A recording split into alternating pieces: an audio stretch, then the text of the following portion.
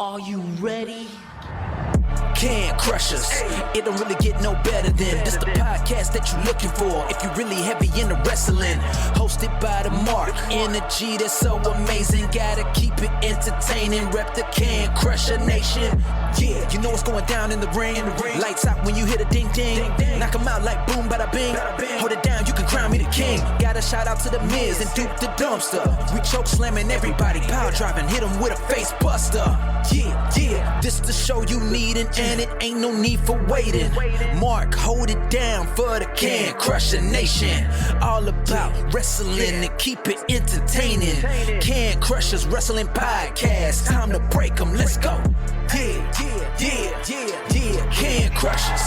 Yeah. Can Crushers, let's go.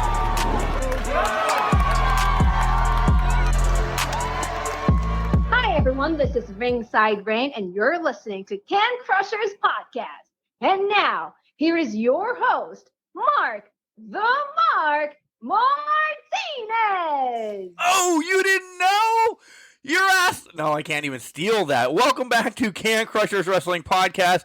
This is a special show if I'm going to pull out some DX stuff because not only do I have a special guest, I have a special returning love of my life co-host, the English professor. Where the hell have you been? How you doing? Oh, wow. It is so good to be back here in studio, taking a look at what you did with the place, Mark. This is just awesome. All of these autographs. This is an incredible, incredible studio you've put together, buddy. The wife loves it, too. I bet she does. She should. Why wouldn't you? It's awesome. Right? Yeah. I know. So we have an awesome guest. You kind of know him personally. I got to know him in the last couple of weeks. I'll make this brief. My son was at a birthday party with one of his jiu-jitsu friends, and fortunately for this guy, it was towards the end of the party that I found out he was a wrestling coach. We were talking a little bit about jiu-jitsu, and he says he coaches wrestling, and I said, oh boy, let me tell you, I can always tell when a wrestler puts their hands on me at the gym. And he goes, well, I just want to be perfectly clear. I train professional wrestlers. And then, Mark, you can imagine. I'm sure you just went, what? Yeah, we need to talk and this and that, my all-time favorites. Do you know I was at WrestleMania 1? Right, all of it came pouring out. We're talking, of course, about our guest, Glenn Spectre. Wrestles for IWC, trains a lot of the talent there. For Iron City, yeah. Yep. And so... again, fortunately for him, this was towards the end, and I told him, I said, if you think I had a lot to say, if you'd have told me at the beginning, I'd have just chewed both your ears off by now.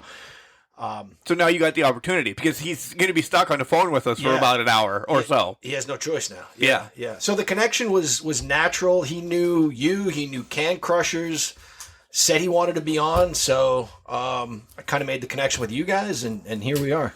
Yeah, and it's all linked together. We've had some of his friends on, some people that he really hates, and he's a different era, I guess, of wrestling. Started 2001. We've talked to a lot of people prior, recently to, starting late 2000s, or, we have spoken with, like, Manny Fernandez, and but, like, locally, we have all the youngsters, air quotes.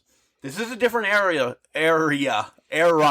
for Pittsburgh, so I want to go back everything, talk about Devil Budokan, Super Hentai, who's been on the show, and all of that. So I'm excited about that. Yeah, absolutely. I want to know all about what goes into his training, what happens on day one, what they need to know when they leave his school, all that sort of stuff. Who he's got his eye on in training. Maybe he can tell us something that we can slide some information to Justin Plummer. Because, well, it'll probably be Jenny. Yeah, Justin. Nothing's changed in that regard. She's still... running it. And Justin's the goof. Yeah. We have to do one thing first. We have to tell you about Collar and Elbow. Do you going to remember this? I'm sure you are. Hats, hoodies, tees, all that cool stuff that Al Snow and his hooligans have down at collarandelbowwrestling.com. Make sure you check it out. And when you check out, what's a promo code, John? Can Crushers. All one word, capital C in Can, capital C in Crushers. And how much you save? You save 10%. Which is about? It covers about shipping. I don't know anymore. Yeah. Things have changed. Yeah. Things have changed. Yeah. Guys, also check us out on Spotify, iHeartRadio, Apple, iTunes, all of the cool places. Wherever you're listening to this podcast right now, there's a million other ones. We're there. If you'd like to be on the show, if you're a wrestler that's being trained by Glenn, or you're just listening to this because you like us or you like Glenn, hit us up at cancrusher69@gmail.com. We'll have you on the show, tell your story. John, I've no longer researched people because I like hearing, because you can find a lot about people when you research them. I like the story right from the horse's mouth anymore. Yeah. When you get the reaction, you get the real, there's times I'm like, oh, fuck, right off the bat, and that's real. It's already explicit. So, yeah. Facebook, Instagram, and Twitter, all of those places, it's at CanCrusher69, so make sure you check us out. Here comes Al Snow to tell you more about Collar and Elbow, and when we come back, we'll have Glenn on the line, and John gets the first question. Wrestling. A love and a passion we all share. I've started a wrestling brand. The wrestling brand. A brand founded on the aspects of wrestling. Two entities working together to create a product that connect emotionally for people everywhere. Collar and Elbow is the brand. Passion and love for wrestling is the drive. I am Al Snow, and this is Collar and Elbow, the wrestling brand.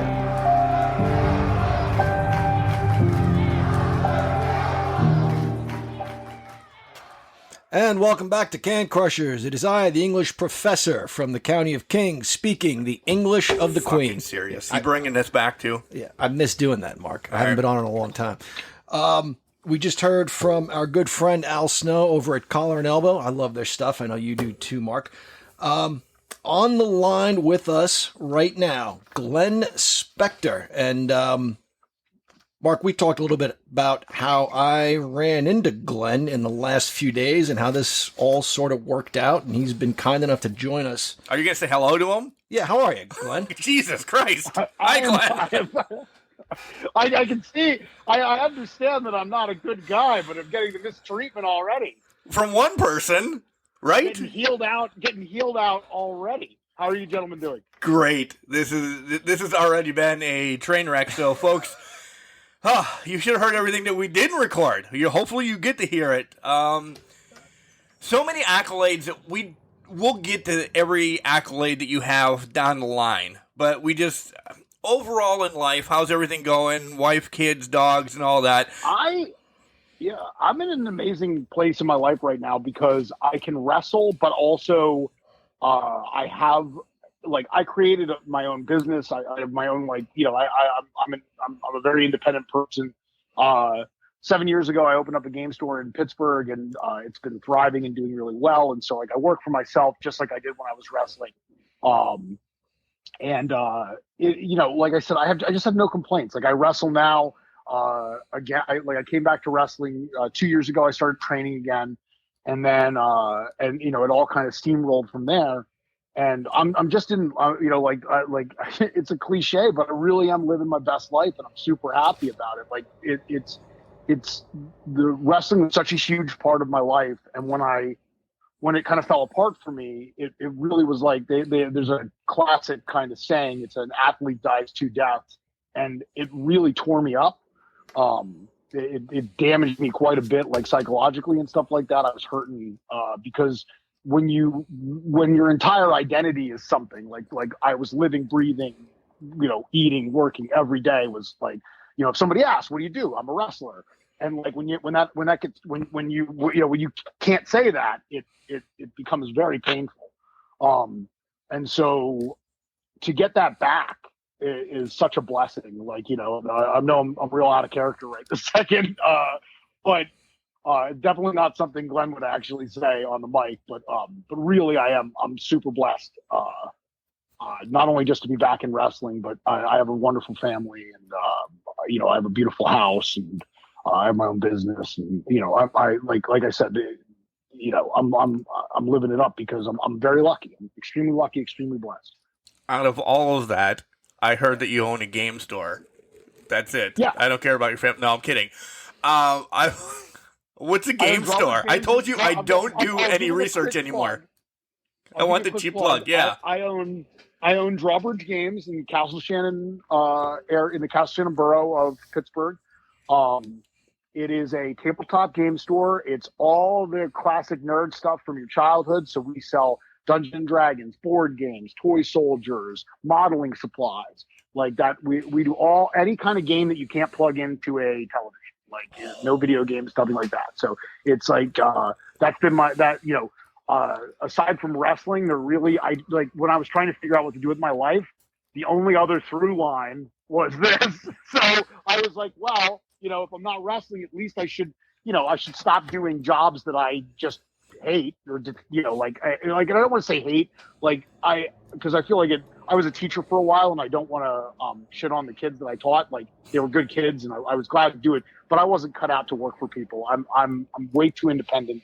I feel like I'm a fairly intelligent individual, not by any means like a Rhodes Scholar or anything like that, but I'm a decent enough intelligent guy, and I'm fiercely independent, and I really, really don't like being told what to do. And I try very hard to be a better person and accept that some people should tell me what to do, and stuff like that. But it's super hard for me. You know what I mean? I can be very bullheaded about things if I think like something's not right, and that makes it hard to work for people sometimes. I love all of that. I really do, but I have to yell at John for a minute. If you go to this fucking store without me, I'm disowning you. I was about to say, no, we need to make a trip. Yeah, we do need to make a trip, but you cannot go without me. The good news is it's right down the street from the jiu-jitsu school that our kids go to. So. Okay, then I'm going without you. I'm sorry, Mark. I'm in the neighborhood. I'm going. Asshole. All right. It's like really easy. At least for one of you. Yeah.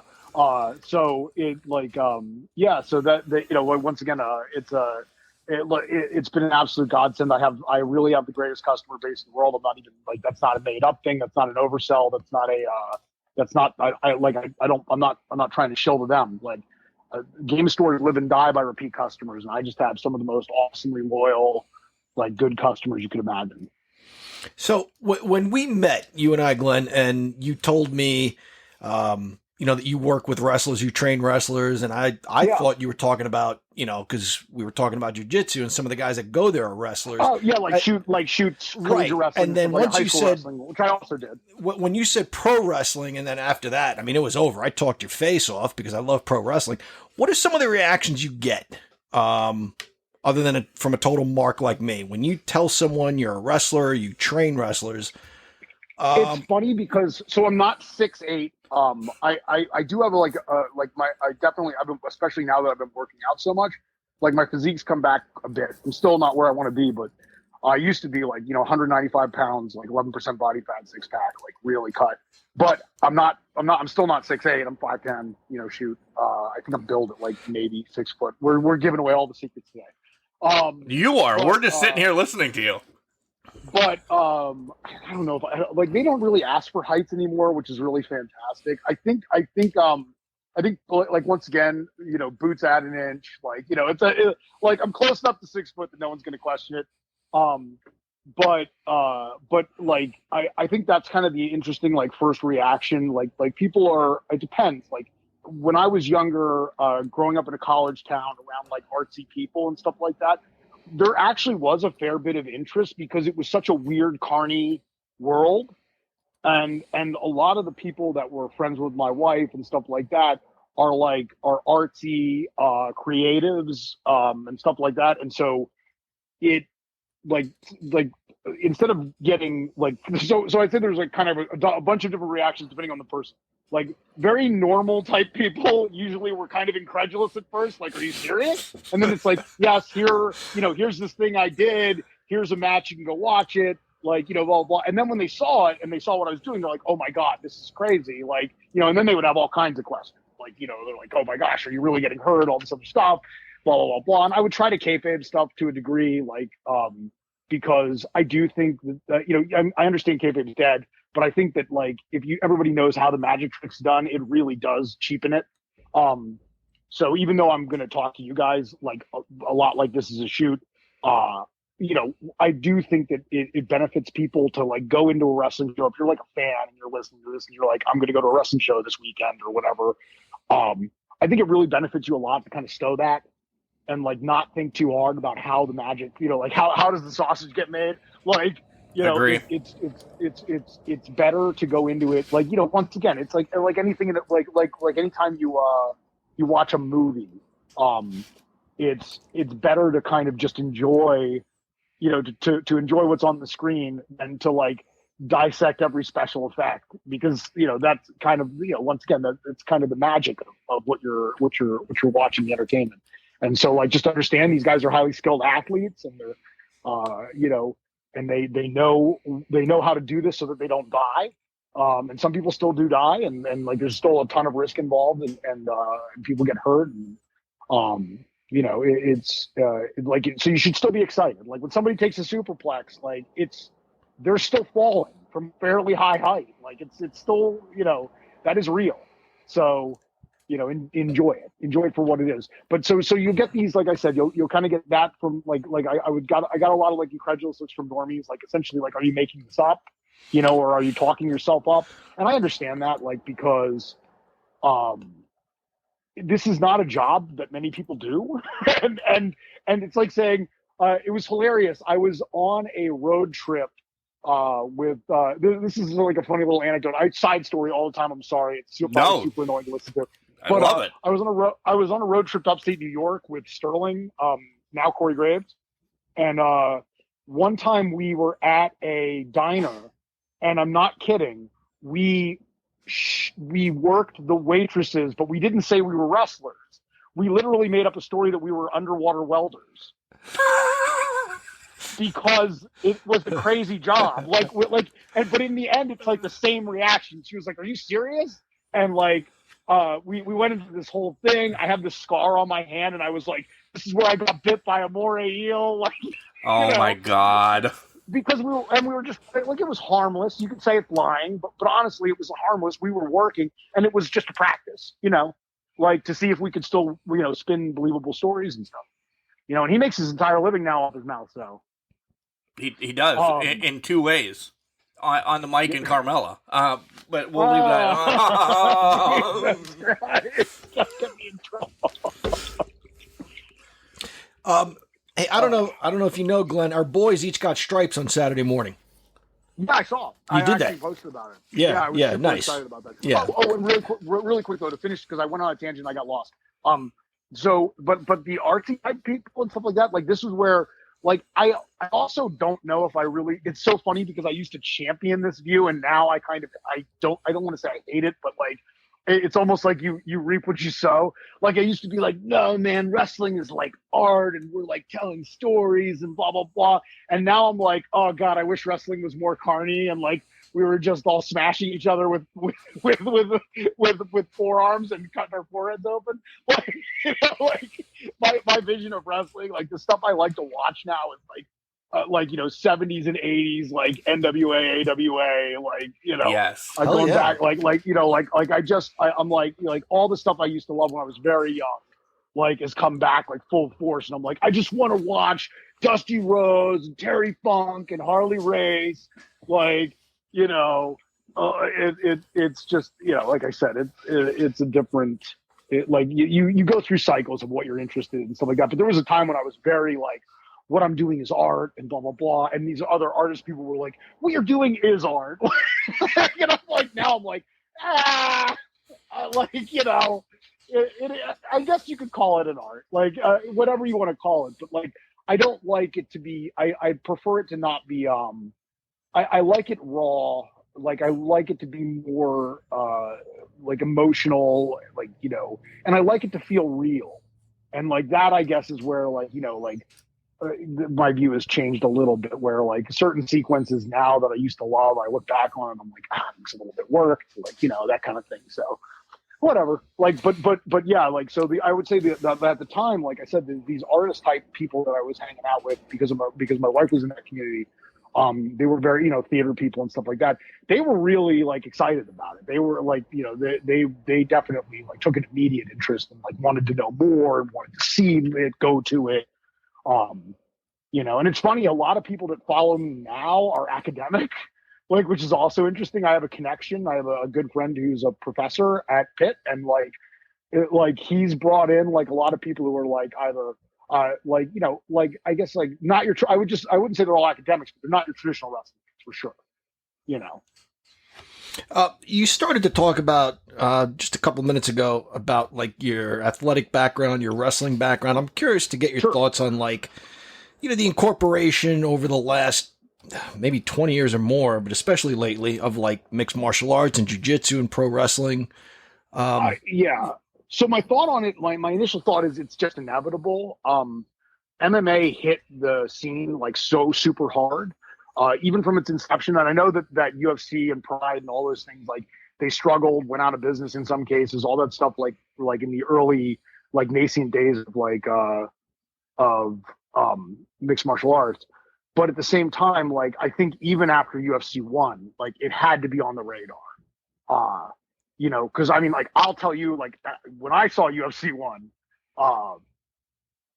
it blew my mind. Like, and I had already been a wrestling fan for a long, long time.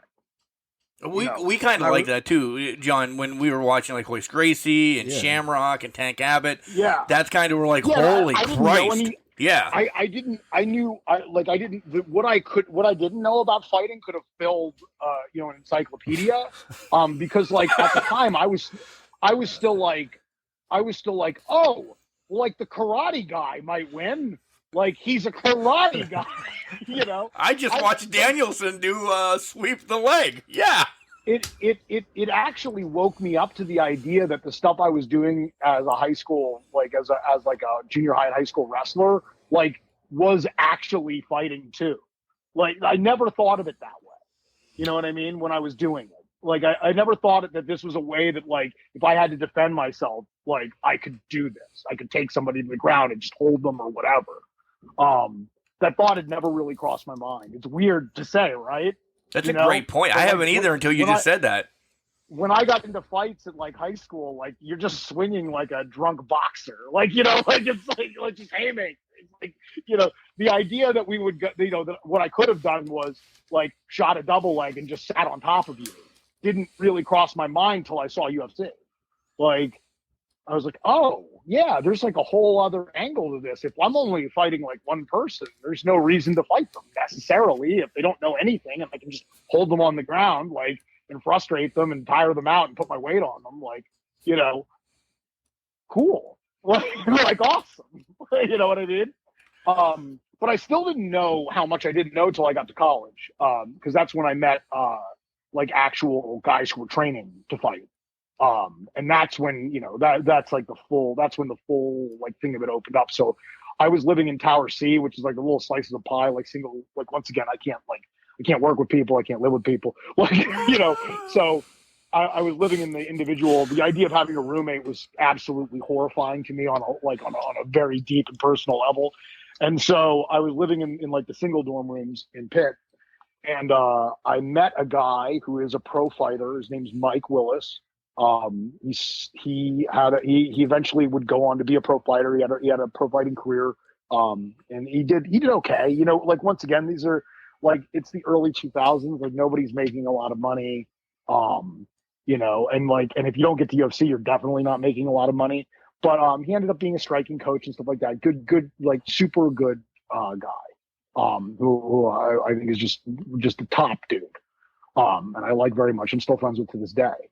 And so what happened was he was much smaller than me, like by a magnitude, like, you know what I mean? Wow. And so okay. And you're a giant. You know, like, and so I mean at the time, like I had put on some weight. I was pretty fat. I was like a fat kid coming out of, you know, I didn't go into, I went to college on merits of my intelligence, not because I was like in great shape or was like a great athlete. Like I played a little football in high school, I wrestled in high school, and that was about it. And so I didn't see myself as an athlete or start training as an athlete till we were doing these like Fight Club dorm things where we would go to there were common rooms on certain floors, and we would go and just fuck each other up, like, you know. Jeez. And so like there we went to go do this thing. And like, you know, I grabbed some kid and like suplexed him, like straight up German style suplex, waistlock suplex. Like, it was awesome. Big pop, like, from the three people that were there. And like, but Mike was like, I can, Mike was just like, he was like straight up, he was like, I can beat you. And I know I can beat you. And I was like, dude, I'm going to squash you like a bug. Like, and so I just, boom, snatched him up. We're on the ground. I'm on top of him. And suddenly he triangle choked me. I had no idea what it was. And I was like, suddenly I'm like, I can't breathe. And I'm like, what the fuck is going on? Like, why can't I breathe? Like, and he didn't put me out. He let me tap. I finally, like, I didn't really know to tap. I just was like struggling. And so he just like let me go. And I was like, how did you do that? And he's like, oh, I've been training Brazilian Jiu-Jitsu with these Greek med students at Trees Hall. And I was like, well, I want to come train Brazilian Jiu-Jitsu with the Greek med students at Trees Hall. That's where I started training. I have no formal belts. I never trained with like in a professional dojo or anything like that. I trained with Greek med students. Wow. who trained with somebody. Like, and so that's what got me started into MMA. That's also where, like I said, where Mike got started in MMA. We did take Thai boxing at US Muay Thai for a while. To get striking stuff down, but Mike, like his entire life, had done Taekwondo, so he was a pretty good striker to begin with. He was a good kicker, especially. And then when he integrated the Thai boxing stuff, like, he got scary. And so, and then like at some point, I'm basically going to finish giving you my origin story before I finish telling you the rest of my opinion on the thing. I'm sorry. No. And so this is like, I got to finish giving you my superhero origin story because now I started and I don't want to stop. So like at some point, I was working as a bouncer. I was working a bouncer at a place called, it used to be a coffee shop. It was called the Beehive, King's Court, right in Oakland. They opened up a bar. I started working as a bouncer there. And they actually, do you guys know local wrestling legend T. Ranchula? Yes. Absolutely. He had pizza at my dad's pizza shop. He and my mom became good friends. Yeah, and Beef Stew Lou. Yeah, Lou Marconi and all that. Yeah. Like, so T was running a promotion called Far North Wrestling with Matt Bourne. And and so they ran a couple shows out of the Beehive. And that's when I like was aware. So I grew up on WWF, and then later, actually, funny enough, WWF and Glow. That's what I could see the most. No way. Yeah, and so then when I got high school age, ECW hit, and so I watched tons of ECW. So I had an idea that there was kind of a minor, I don't want to say ECW's minor league, those guys would freak out, like, but it was definitely the production levels were way lower than WWF is my point. And so that there was like a kind of a minor league, but I had no idea that there were indie wrestling shows. I didn't know indie wrestling existed.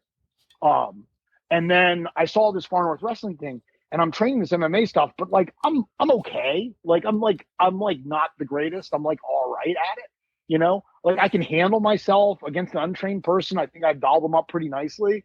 Like, but I'm not like the greatest MMA fighter alive or anything like that by any means. I didn't think I could make a career out of it. I certainly wasn't better than Mike by any stretch, So I wasn't sure. Like I wanted to do something. I wanted to do something in combat sports, and I my vision of myself was like I want to do something special. Like and much to my parents' chagrin, all my academic stuff, I was just like, I don't care. Thank God I was good at it, because my focus on it was completely diverted. Like if I wasn't a good test taker, I would have probably flunked out of college. But luckily I was a good test taker. I'm a good paper writer, like I'm a masterful bullshit artist.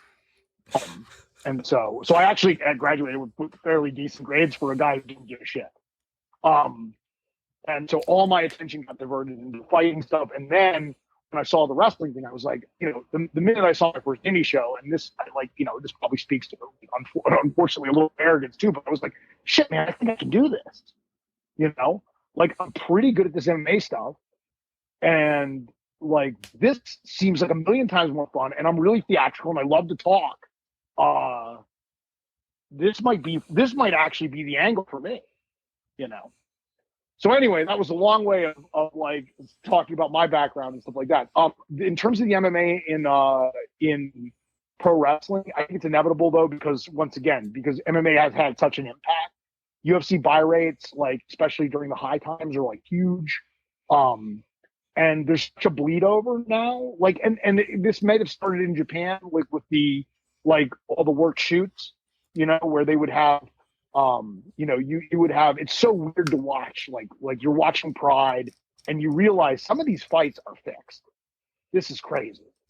Like, and then like some of them are like, it's out in the open. So Inoki Bumbaye, like there are legitimately works and shoots on this show and it's obvious.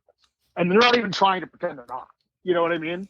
So you'll see like a straight up pro wrestling match and like a straight up shoot fight. It's like, whoa, this is wild. Like, you know, greatest fight that ever happened in MMA between two guys who were also pro wrestlers. So, like, you know, this was inevitable that it would lead back that what was going on, and I'm talking about Takayama against Don Fry, literally the greatest fight that ever happened ever, right? In my opinion, and like you know. So the bleed over like was gonna happen, and you had like workers who were already kind of working in shoot style, like you had like Gary Albright over in Japan, who was really working legitimately what is called strong style. Like people get these confused a lot. Like King's Road is like the fighting spirit, like you know, like we're gonna kick each other stiffly and hit each other with ridiculous forearms and stuff like that, and like you know we're gonna no sell stuff. That's King's Road. Like strong style shit is supposed to look like an actual fight. And that's more like stuff, like I said, like Gary Albright was doing stuff like that. Dr. Death was doing kind of stuff like that, where like they would mix. Don't get me wrong, it's not like they wouldn't do pro wrestling stuff. They certainly would. Like, but a lot of their stuff looked shoot. Particularly Albright. I think that was kind of his style. And then, like I said, so then in the States, it's hilarious because we have like all this wrestling that's integrating the inspired by like MMA stuff. So you have like guys like Loki and American Dragon and the whole ROH crew and stuff like that. They're all doing kind of like they're throwing shoot holds into their matches, so that like once again people who are like smart fans who are also into MMA are like looking at this. Oh, this is cool. It's inspired by whatever. But I honestly think that it became part of the cultural zeitgeist of mixing shoot stuff into the work world of professional wrestling when Undertaker put a guy in a triangle choke, because the thing is it's not crapping on ROH. They like fantastic shows, especially at that time, like stuff you'd never see anywhere else.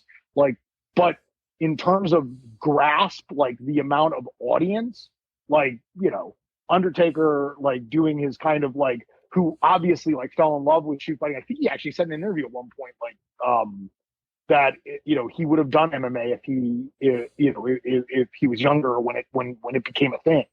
Was like enthralled with MMA. Worked like like he shows up at that one UFC that Lesnar's fighting in. After Lesnar wins, they have like a standoff.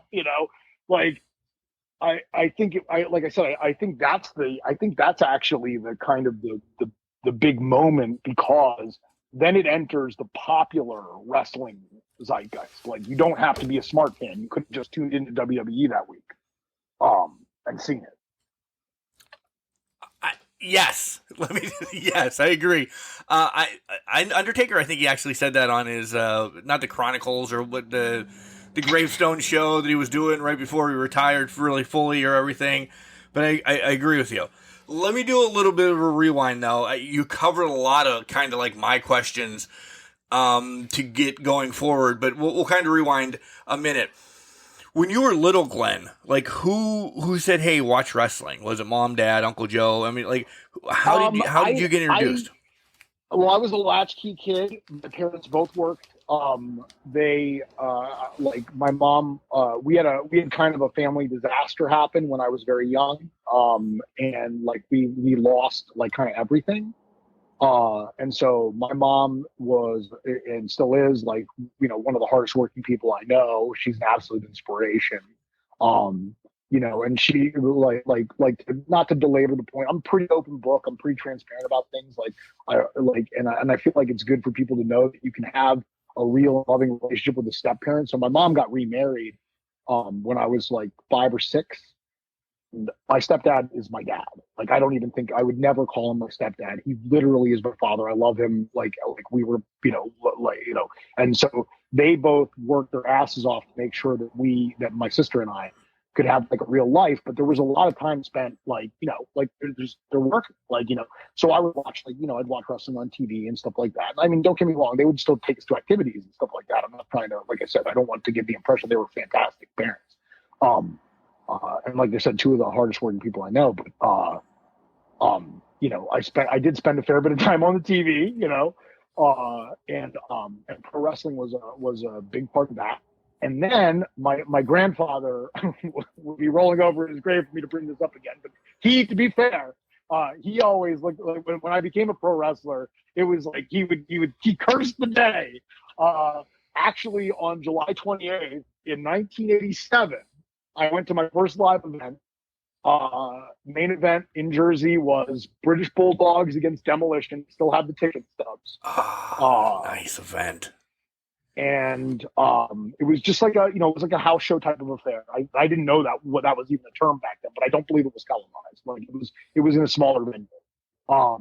And I like that was like I said, I kept the ticket stubs and the pictures I took on a 35mm camera. From my seat, and my it's funny. I consider it like such a gift that my grandfather took me there, but he considered it quite a curse. It was not what he wanted for me at all. What did Grandpa want for you to do? Anything probably than wrestling. Like literally anything. My grandfather was a hardworking union man, steamfitters union, and once again, my grandpa, both my sets of grandparents, but my grandfather on my grandmother on my mother's side were in my life longer because not only the crazy tragedy stuff that happened when I was younger, but also my grandparents on my father's side died when I was very young. But so I have more memories of them. But he was just a hardworking guy. I think he would have been perfectly happy whether I became a lawyer or a doctor or a plumber or an electrician. But he definitely, I think, thought wrestling was a less than noble pursuit. Like it was something for somebody else to do so that we could be entertained, but not something that that he wanted for me. So, Mark, when I used to be on the show, you remember I used to love that website, thehistoryofwwe.com. You just looked it up, didn't you? I did look it up. So here's what Glenn Spectre saw. He saw Outback Jack defeat Frenchie Martin. Yes. Ron Bass defeated Jerry Allen. This is where it gets good. Coco Beware beat Nikolai Volkov.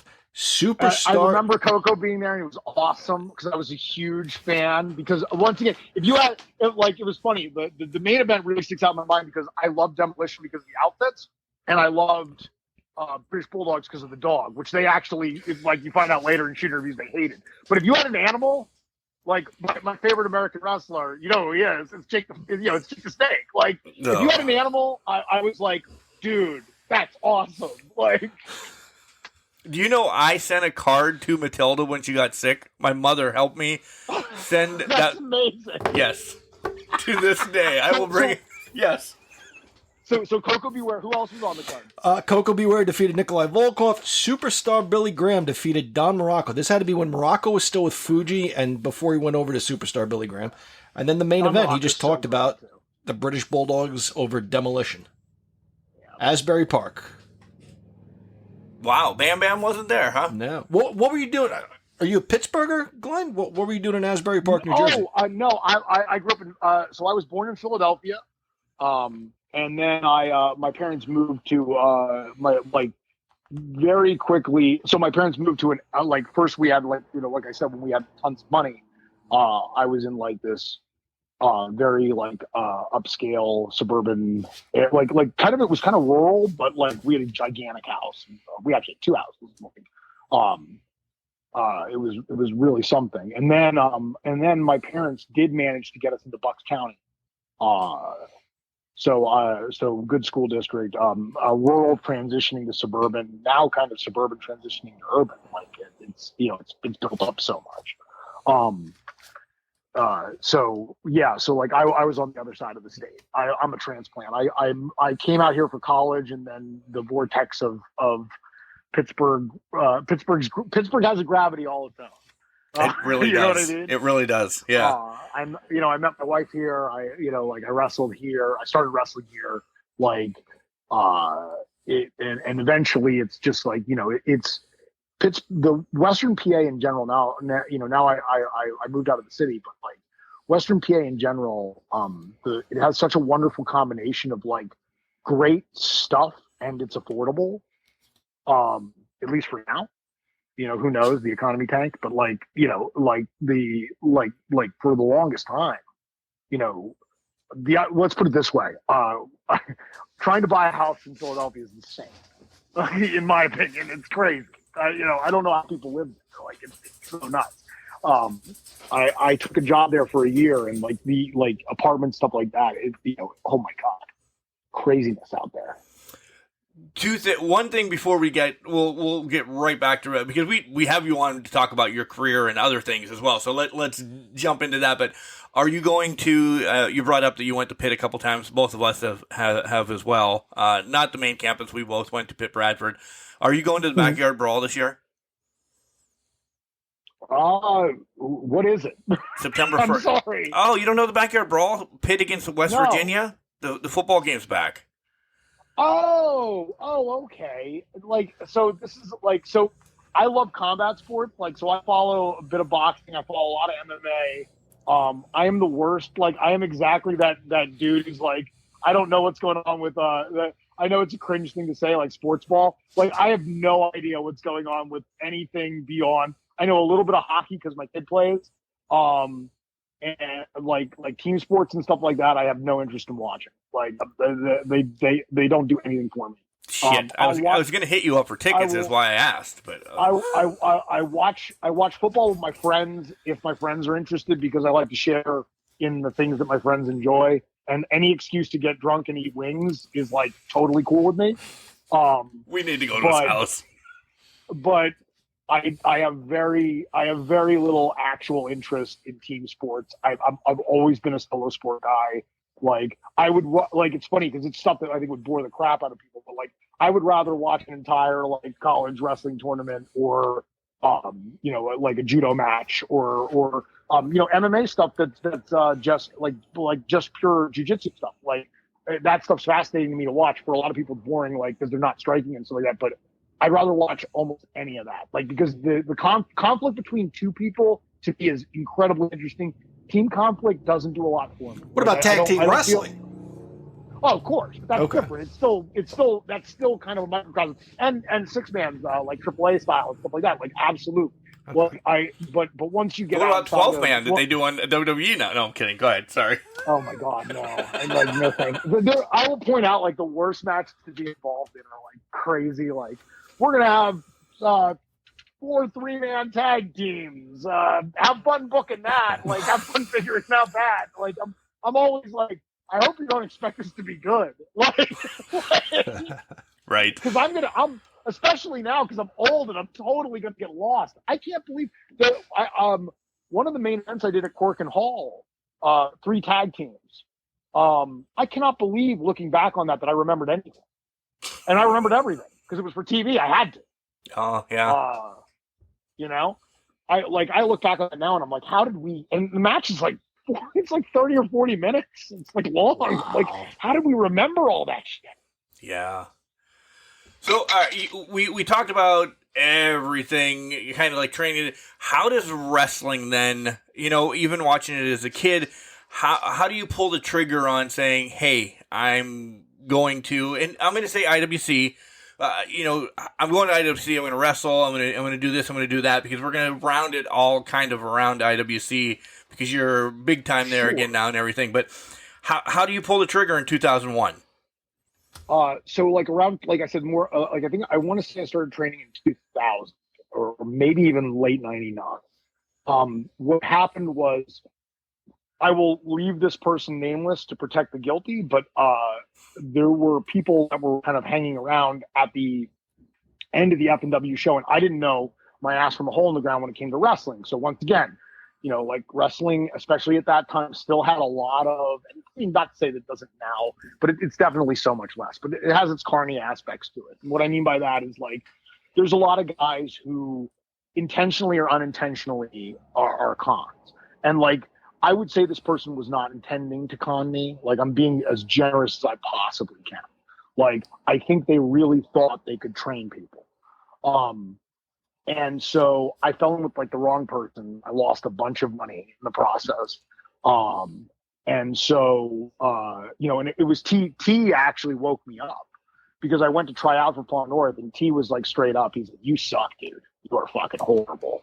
And I was like, that's your buddy. He is not. Well, he's not my buddy. I mean, like, I barely know him.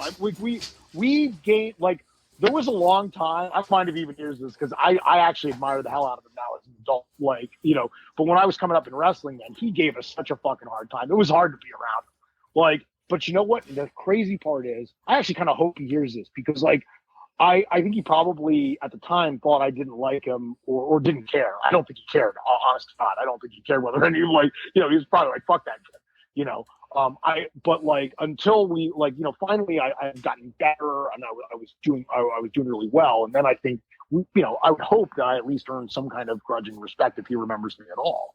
But I remember him because he was scary to be around because he was like, it's not just that he's big, this guy has done, he's done a lot and he's not scared to tell you suck at all.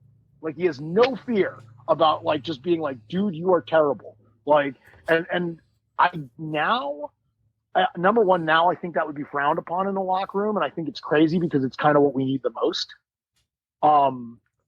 And also I respect it now because it made me a better worker.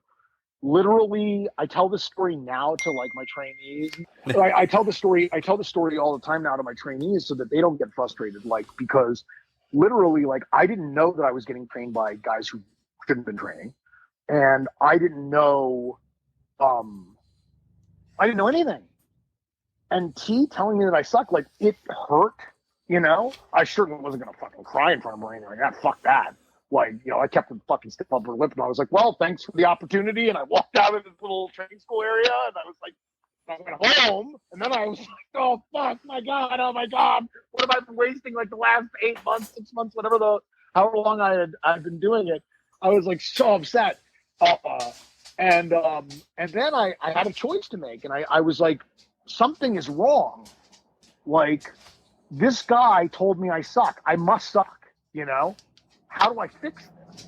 And that was the thing that got me to grow, And so, like, in a weird way, despite the fact that, like, for a lot of the time during IWC, I was like, fuck this guy. He's such a dickhead. Like, the reality is now I look back on it very fondly.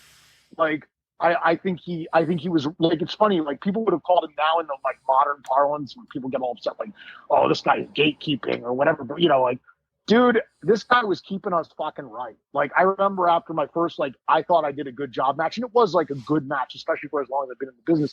Like, he had a lot of critiques, and I was like, I kind of brushed it off. But in reality, like, he probably didn't know at the time and thought I was being a dick to him because I was like, now I was like, well, I know I'm trained now. Fuck you, But the reality was, I still took what he said to heart because I knew he was fucking legit, And like, I'm not saying, dude, I mean, I'm not saying he's like Ric Flair or anything like that, but like he's a respected dude for a reason. Like, he's a good hand, he's a guy who can have an exciting match and like, who fight New Jack and bleed like a stuck pig. And like, like I said, I didn't appreciate him, when I was in the business as much as I appreciate him now coming back to the business and looking back on the things that I think were moments of pressure that forced me to be better. And like I said, like at the end of the day, like, me going to like wanting to go to Japan and like telling everybody like, fuck you, I can do this. Like, part of that fuck you, I can do this was like, fuck you for being a locker room bully. I want to, like I said, I don't want to characterize him that way because I think what he actually did looking back on it was right. Like, but at the time, the way I would have characterized it was like, fuck you, locker room bully. I'm going to show you that I belong here, you know? And that was the fucking kick in the ass that I needed to get better. Like, telling that guy to fuck off made me better, you know? Yeah. Like that's like, and like, you need guys like that in the locker room that are going to put pressure on people, because that's how you get diamonds, man. Like, you know, you got to put people under a little bit of heat. So like, like him being in the locker room was cool. Like, now that I look back on it, but at the time, man, holy fuck, dude. Brutal. Like, because, you know, like I said, he just didn't, he had no problem. Like, fucking sucks. You suck. Like, you know, and I realized he was a good guy also when he showed up to Jimmy's funeral. And I'll get into that for a second. Like, but and I was like, oh, this guy actually like does care, and like, you know, Jim Fawcett, Devil Budokan, like found me at an outlaw show, and he knew what was going on and like who had quote unquote started to train me and all that stuff. And for some reason, the guy's an angel. Like, he's the greatest thing that fucking, you know, like one of the greatest people I've ever known. Broke me into the business, and was my first trainer, and like the guy who like, I'm looking at his gear right now because I have it framed in my basement. Like Jimmy, for whatever reason, I don't know why. Call it fate, call it God's intervention, like, you know, whatever. For whatever reason, he saw something in me at this outlaw show, and he was like, "I am going to fix this." And he literally, like, even when my car broke down, he would pick me up to go to training, and he didn't charge me a dime. And he trained me for like a year and a half, every week, sometimes multiple days a week. Like, and like I said, like I get emotional just thinking about the amount of sacrifice this guy made to fucking help me, you know. He's also how I got in IWC, because he was working at IWC, and he was like, he kind of was training me, and he was under a hood. I like lucha libre stuff, and like, so I got a mask made, and we started tag teaming, and that's the Devil's Advocates. Our first run, we feuded with the top team in IWC, which was sexual harassment. I also got to wrestle like, you know, so many other tag teams that were really great. Ring Crew Express. And on 20 and Josh Prohibition, the Burning River Brigade, like ton of other ones that just aren't coming to mind right this second. But like, you know, we like that, like my success in IWC, a lot of that is because of that first run. Because like, you know, Norm needed credible tag teams. He needed somebody to feud over the belts with sexual harassment, so we traded those belts a bunch of times. JP and Eric were like, you know, top of the world tag team in IWC at the time. And so that's kind of how it all came about. Like, like, you know, and once I was in the door and people saw like that I was a hard worker and that I was like, you know, a gopher, like I'm up for anything, like, and that I didn't care about doing jobs, and like, you know, I didn't have any ego. I'm sure some people thought I had an ego, and I do have an ego, but like, you know, I didn't have everybody in wrestling has a fucking ego. Like, you literally could not survive in the business without having an ego. But I was able to fucking suck it up enough that I could work with people and, you know, not complain. And so that got me in the door with Shirley Doe and Super Hentai, who were big there, top guys at IWC at the time. And they took a liking to me too. And they started training with me as well. So I learned a ton off of them. Because there's two guys who are like, Shirley Doe's an encyclopedia of wrestling knowledge, one of the most knowledgeable guys in the area. Super Hentai, incredible athlete, you know, great technical wrestler, high flyer. You know, so like you couldn't like between the three of them, I couldn't have had three better guys. You know, yeah, show me the ropes. Real quick, Super Hentai guys, we have them. Oh God, John, how long ago? Maybe 2 years, 3 years ago, At least, yeah. That we had Hentai on, which he forgot everybody that he trained. By the way, I love talking to Hentai. He forgot that he trained Elias and this one and this one, and oh yeah, shit, I forgot this person. So go back and listen to that. That's awesome. Shirley Doe, we have not spoken to yet, but he's definitely on one, a bucket list to get him on.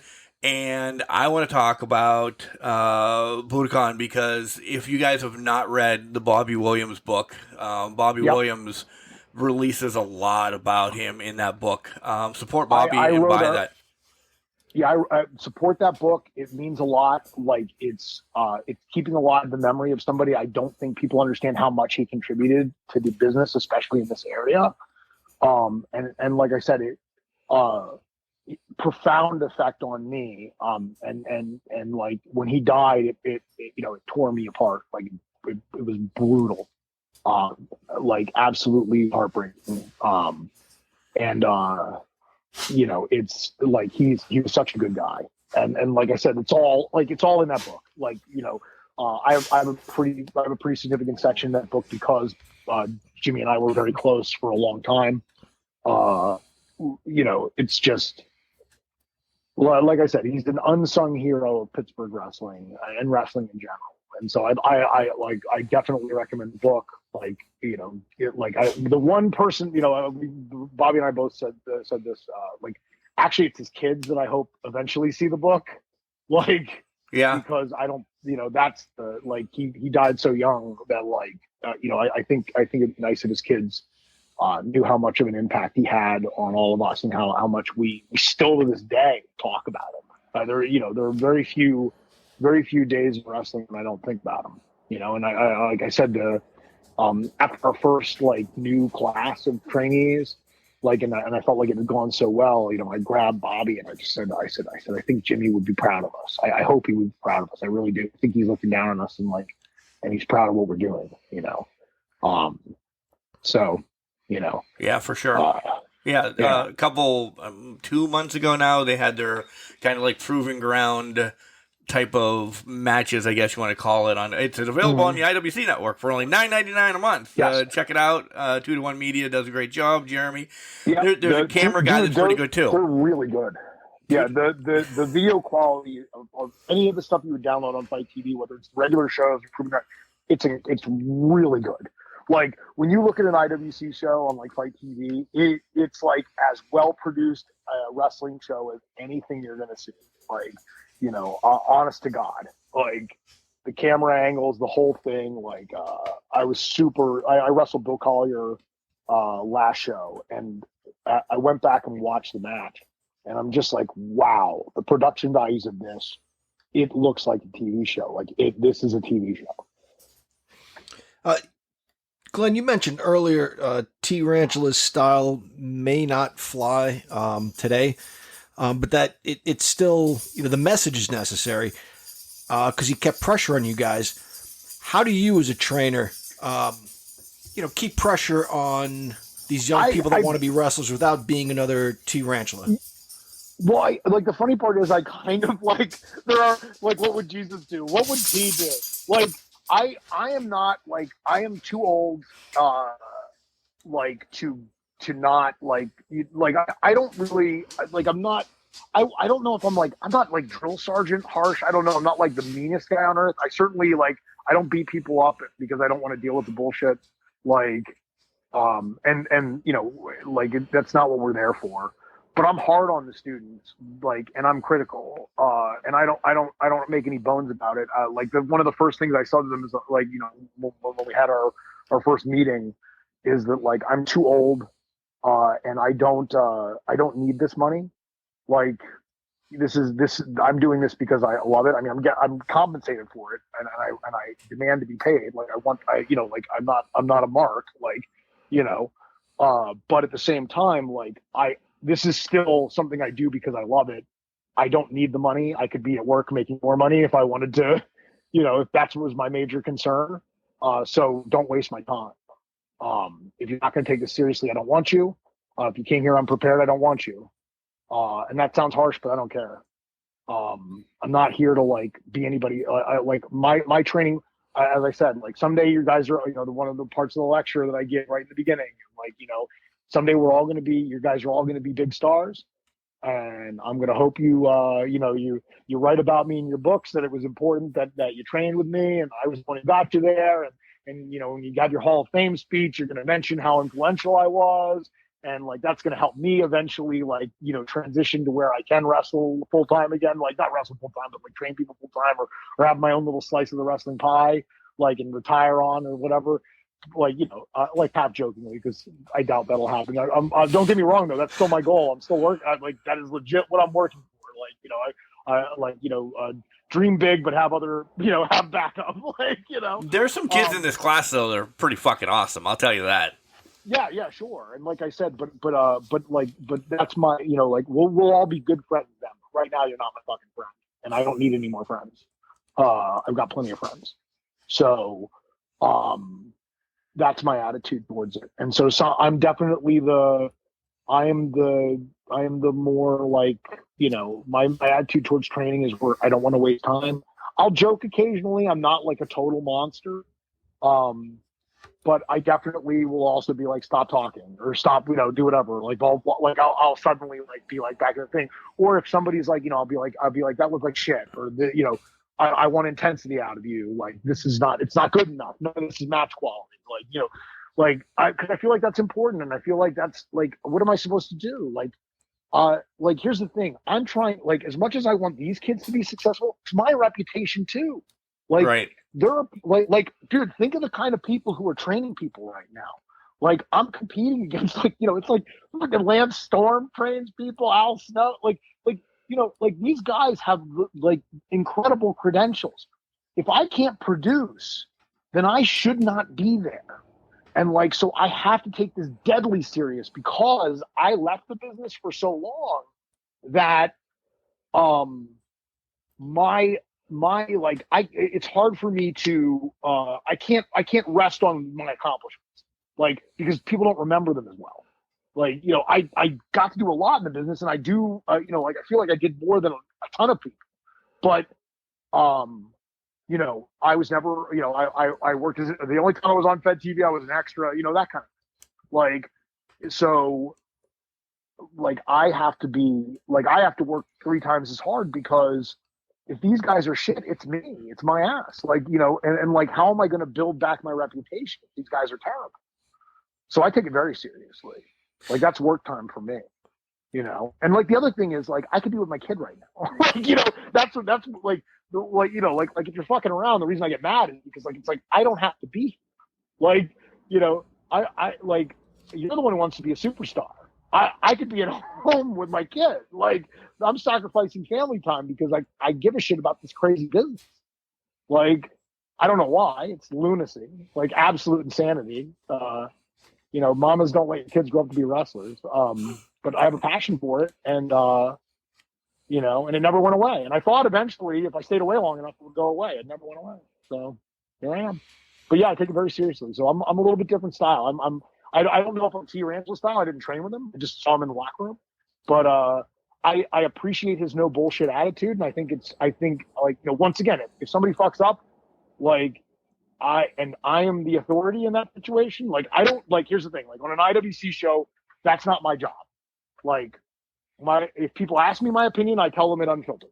If I think your match sucked, I'll tell you, like, no problem. If I watched it and I think it sucks, I'll tell you why I think it sucks. That being said, that's not my position in IWC. My position in IWC is to work shows.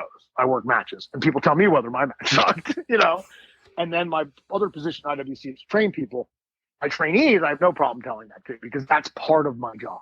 Like, I do, like, I try to respect as much as I can, as much as I do. Like I said, I'm kind of an iconoclast. I don't do well with authority. I try to respect the chain of command. And so, my job isn't to sit there and go like, oh, you should have done this, and like, this sucked, and blah, blah. But I do think it's good to have people, and don't get me wrong, we have people like that in IWC anyway. So like, they don't need me to, like, they have guys that are paying very close attention in matches whose job is to debrief you afterwards, So Well, Jenny does a good job at IWC. She runs a tight ship. Yeah. I've heard on this show that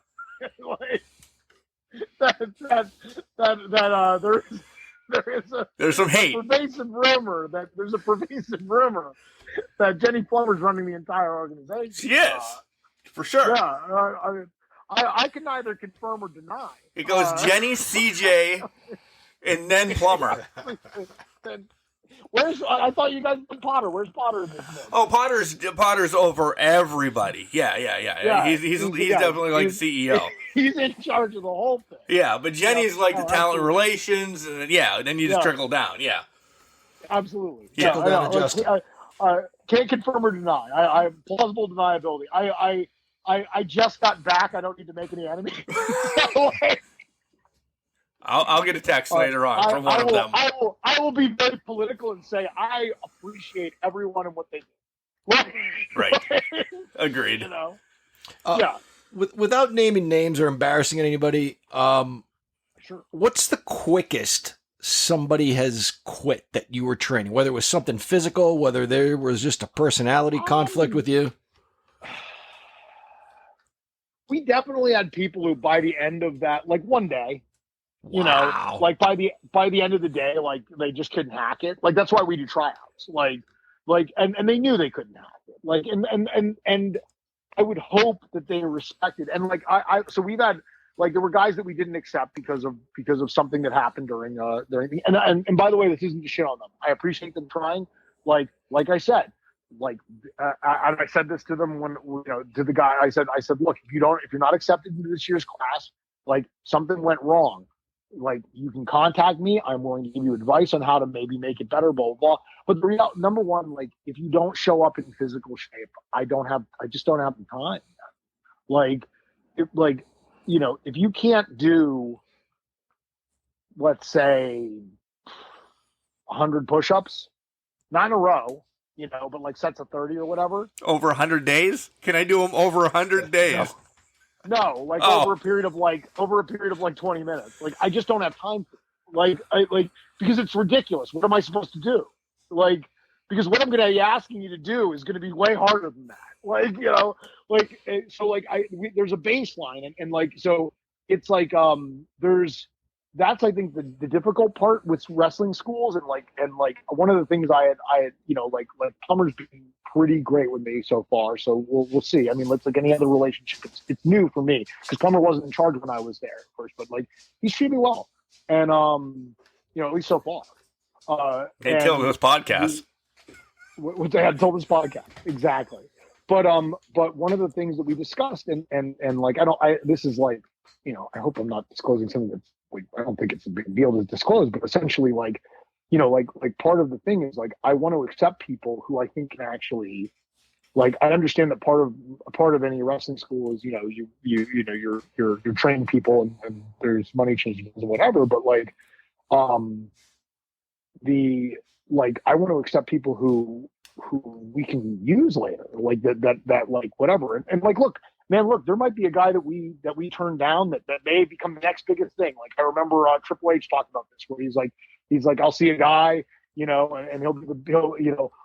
think, oh, this guy's nothing, and then he becomes the biggest thing in the business. Like he was talking about John Cena. I'm sure that that's a possibility, but I think I'm a pretty good judge of who can hack it.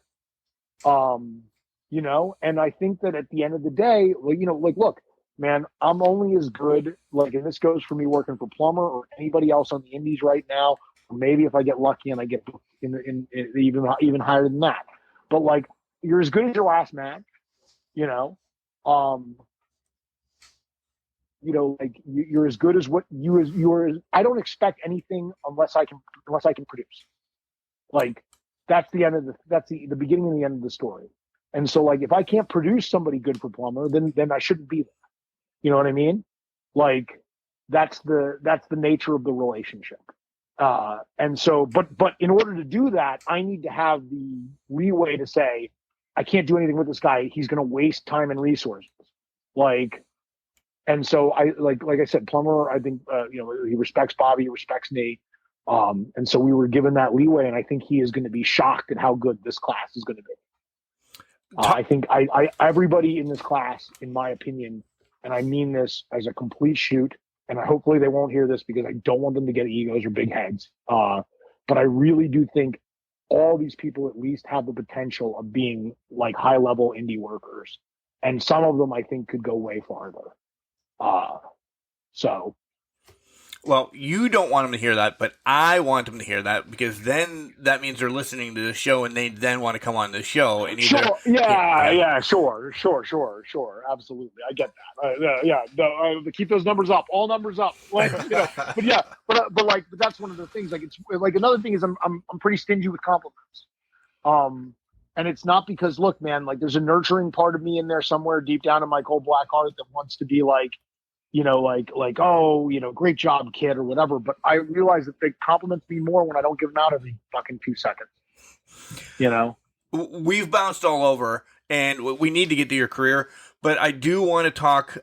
You have a great relationship with Bobby Williams, Potter, whatever you want to call him across the board. So how is he the yin to your yang then in training? Or are you the yang and he's the yang? I'm probably which one's the mean one? This is something for like an English professor to know, John. I think it's Yang. I think Yang's the darker one. Okay. I'm the bad cop. I'm the bad cop for sure, but I would point out that doesn't mean that Bobby is soft. Bobby, I bark. I bark a lot. I am a barking dog. Like Matilda. You're Matilda. Yes. I have literally no problem like being like, fuck you, this is wrong, blah blah blah. I bark a lot. Bobby is quieter, but if people fuck up the stuff that he's like the logistics stuff, like because he's also in charge of making sure people are there to work security, set up the ring, all the pay your dues stuff. Like believe me, Bobby can stand up for himself and he can assert himself. Like he is no shrinking violet. Like you're just gonna notice it more from me because I am louder. Like you know what I mean? Like, I'll be the first person you notice, but believe me, Bobby is, like, we complement each other really well, and Bobby's no push-up. Like, Bobby did a lot for me these last couple of years. Bobby's the reason I kind of came back to wrestling just in general, honestly. The desire was always there, but when you feel like nobody really cares whether you come back or not, there isn't a whole lot, like, Bobby is the guy who contacted me. Bobby's the guy who got me back in the ring. Bobby was the guy who was willing to work out with me when there was no point in working out with me because I was out of shape and out of wrestling shape. And like I said, probably now a little over 2 years ago, like we've been talking online for a while, but like he kept prodding me about like, hey, like, do you want to get back in the ring? Like, do you want to just come work out? Like, and I'm like, fuck no, Bobby. Like a part of, I'm like, dude, it's done. Like, what am I going to do? I don't know why. Like, and this is one of the things I told Bobby. I was like, I love you, but also curse you because like, it's like, but no, seriously, I absolutely love Bobby for real. But, like it like the fire is just so back. And it's like I have like crazy thoughts. Like I'm like fuck man, I'm 42, but like maybe I want to like the company I want to work for more than anybody right now. The show that I watch like religiously is NWA. Yes. Billy Corgan's running such an awesome show, and I'm like fuck man, like he has old guys on. Like maybe if I just really get good, like. He'd take a chance on a 42-year-old because he's had guys way older than that on. Yeah, no shit. Like crazy thoughts like that. Like they still go through my mind. Like I said, it's like it never. The problem is it never goes away. Like wrestling is an addiction. It's like heroin. It's also like heroin that it may eventually kill you. Like it's funny. I had the weirdest but awesomest opportunity. I got to give a 2-hour lecture on wrestling to a college class, and I meant this in a really profound but I think people would probably think stupid way. But to me, it was very profound. Like I said, like I kind of truly think that professional wrestling is the greatest human endeavor. Like fuck going to the moon. Like who cares? Right? There's professional wrestling. Like this expression of conflict, like this perpetual telling of like the good and evil story, of the morality play, like everything that's like from the Bible, you know, to like Beowulf, like the Iliad and Odyssey, all like the hero's journey, this is like the greatest expression of like the worst and best parts of man, you know, like the most evil people and the most good people, like, you know, it's such a like really wonderful thing. And like I said, I'm like, it's nice to be fired up about it again, because like when you, like I said, like, can you imagine just going around for 10 years and like having this in you and not being able to do anything about it? You know, watching wrestling was painful because I wanted to be there. You know, people always are like, well, I never like, you know, you don't come to shows. I don't go to the shows I'm not booked on. It's painful.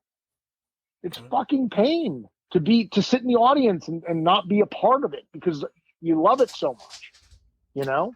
Yeah. It's pure pain. Like that, like, I feel bad because like, and thank God I have very forgiving wrestling friends who I've been able to rekindle friendships with. Shout out to Troy Lords. What's up, my brother?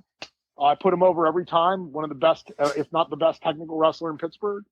Like, once again, totally doesn't get the credit, in my opinion, that he deserves. So I'm going to put him over on this podcast because he's my boy. But like, you know, like once again, like Troy and I were thick as thieves. He was in my wedding party, and like when I left wrestling, I cut like everybody out because it was so painful. And I've apologized to him profusely because that was the wrong thing to do. It was a dick move. Like, but it to me, I didn't know what to do because part of me was dead. You know, it sucked. We're definitely going around the back way to get back to your career, but we're going to get there, I guess. When Bobby contacted you, you guys to do this endeavor in training, I don't know who was asked first. I don't give two shits. But is this kind of both of you for Devil doing it, passing it along? I think that's I definitely think that the notion that yes and no. I don't want to like.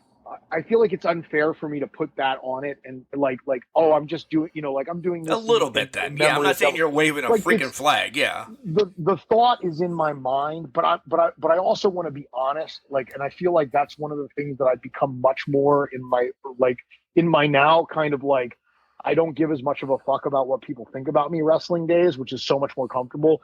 Like, I don't have to pretend I'm doing this for some kind of crazy altruistic. I'm doing this for me. Like, I am doing this because I want to eventually retire to like a farmstead in West Virginia and build a silo on it and put a ring in it and train whoever I want to and probably train them for free just to try to make them into stars if I think they have potential. Like, and then have them, you know, be at their WWE Hall of Fame speech and say, I never would have got here, like, without Glenn. Like, but believe me, it's about me. It's about trying to build some kind of legacy out of, because I'd invested so much of my life in this, and it means a lot to me. Like, you know, like I said, and so like I don't want to pretend like I'm just, you know, like, oh, I'm doing it for Devil. I want, you know, look, Devil means the world to me. But I'm not gonna lie and say like, oh yeah, this is what I'm doing. I'm doing it for me. Like, you know, end of story. Now, once again though, it's about producing. If I can make good students for Plumber, if I can be a good trainer and help Bobby out, like if I'm producing for those guys, then like why would I be ashamed to say I'm doing it for me? Like, because I like me doing it like you know, like look, man, we're all trying to get something. Like, right. Plumber wants good students and good trainees that he can use later. You know, Bobby wants to have a successful class so that it can also raise his, you know, like his market value, and show that he can hack it as a trainer. Like, you know, we're all like, we're in it together, but we also are all recognize, I think that part of this is what we get out of it individually too. You know? Yeah. That's the business, right? And it's the wrestling business. And that's the thing. I think people, once again, I think if we all come to the table with a degree of like realism and honesty, like, it's like, look, man, like everybody wants, like nobody's doing this. There's no point in wrestling for someone else. Like if you don't love this, if it's not for you, if you're not trying to be a success, if you're not trying to make money, if you're not, like it's just like don't wrestle for somebody else. There are a billion ways to make money in this world. Like wrestle for you. If you're going to put yourself through these things, possible life-ending injuries, possible CTE, like do it for you. Don't do it for somebody else. It's what Gorilla Monsoon used to say all the time. If you're not in it for the money, you're in it for the wrong reasons. Yeah. Yeah. I mean, like, believe me, dude, people like that. Honestly, that attitude I've always had. I think for some people it pissed them off. Like, because I was like, bottom line meant a lot to me when I was younger. Like because I really was trying to this is what I want to do for a living. And so like if a promoter was ever like, oh man, Gate's a little low, dude, fuck you. Like, I don't want the fucking hot dog and handshake. Yeah, I don't give a shit. like I want to get paid. Like, and the funny part is, like, I will say to a certain degree, even though I feel like sometimes I was right about that, like, and I do think it's important to value yourself, I also think people on the indies need to realize it's hard to make a living on the indies. You're really working to get in front of somebody who can pay you. You know what I mean? Like you can't look at every booking just as a payday. Like, right. Is this booking going to let me sell merch? Is this booking going to raise my profile? Is it going to rate, is this a high profile booking that'll, like, the first time I went to Japan, like it was not the greatest money making endeavor. It was the subsequent tours where I made the money. Like the first tour was like, get your fucking foot in the door, like now, the second tour, suddenly I'm main event in Cork and Hall. Oh, well, now you're going to make some money. Like you kind of, you touched on what my next question was going to be. We're all about the same age, you and I and Mark. And that's sort of my attitude now. Like, look, I'm getting too old for a lot of shit. So, I'm going to make this amount of money or it's just not worth the time and effort. As a wrestler, was that genuinely your frame of mind right out of the gate? I know you said you look at merch and you look at what it might lead to. I think I came to it way faster than a lot of people because it wasn't like wrestling wasn't just like my attitude, like it was weird. It's the arrogance. It's the cockiness. I really was like, I can do this for a living. And so I immediately was like, well, how do you do this for a living? You know what I mean? Like how, like what am I supposed to be asking money wise? Like, what do I need to do to make sure I am a value that I will get that money? Like, how do I become a draw? Like that, like I was thinking about it in a different way. Like I wasn't like a lot of guys on the indies at the time I was coming up were like, how do I have the best match on the show? And don't get me wrong, that's important too. But kind of like, not always the most important thing. I don't think people want to hear that, but do you think every guy that's the top paid guy is having the best matches on the show? I mean, are we being real? Yeah. Like once again, what's a good match? Interesting question. Like has a lot of answers. Like who has the most value? Like you better be able to fucking talk. Like you think the wrestling in the ring part's important? It is. You better have a personality. You better have something you can sell. Because the thing is, like, look, man, mad respect for like who other guys I look up to, like mad respect for a guy like Dean Malenko. But like, there was a ceiling on how far he was going to get. And it's not just his height. When was the last time you saw a compelling Dean Malenko inversion? Let me think about that for a little bit. Yeah, right. That's not shitting on him, dude. No, it's not. One of the greatest technical wrestlers of all time, all fucking time. If we're talking just in-ring work, easily in the top 100, possibly in the top 10. Like, so, it's like, this isn't me like shitting on like a name. I'm just saying there is a barrier, and that barrier has less to do with what you do in the ring and more to do with your personality, your ability to talk, your ability to make people believe in character, things like that. Now, if you can put that together with having 5-star matches, awesome. And don't get me wrong, the business has changed. I tell my students all the time, being good is the default. If you're not good in the ring, you're just fucked. Just hang it up now. Like, look at any show going on right now. Being competent in the ring, like we're well past the days where you could just be a good interview. Like, we're way past that. Yeah. Like, so being good in the ring, that's the default. That is expected, you know? So I'm not saying training isn't important and your in-ring work isn't important, but my point is that only gets you so far. Like, that's, like I said, that'll get you in the door. That's the default. Like, can this guy pick a person up and put them down without killing them? Awesome. All right. Done. Like, now tell me how you're going to sell tickets. As a trainer, and this isn't, you know, to bolster me or anything, but I've talked to Al Snow about this. Do you think youngsters? Look at this name drop. Yeah, well, you already said Al's name once. Too. I'm interviewing Glenn right now, but I've talked to Al. Well, he sent kids from OVW to podcasts. You have to learn how to answer questions on a podcast before I can put you on OVW TV. As a trainer, do you think the same thing? Go listen to Mark's shit. I don't know if I'd want him on a podcast though, and the reason is because that shit's forever. That's my only fear about that. That's my only pushback to Al Snow. Now, once again, and now you didn't shit on him. I understand. On a completely different level. On a completely different level than I am on. I am not even going to try to pretend that we are at the same place in our careers. And mad respect for the dude. Dude has hustle. He has everything you need to be like a success in this business. Cause like, he's like, you know, like I said, he's the trainer's trainer. Like, you know, I've listened to tons of his like interviews and listened to his philosophy on training and seen his seminars and stuff like that. Like, you know, he is a great trainer. And he trains dolphins too. Do you know that? No, he does not. Yes, he does. You're working me. No, he doesn't. Yes, he does. He does not train dolphins. Go ahead. Work me. If he shoot trains dolphins, I'm gonna lose my mind. I'll give you his number. Call him later on tonight.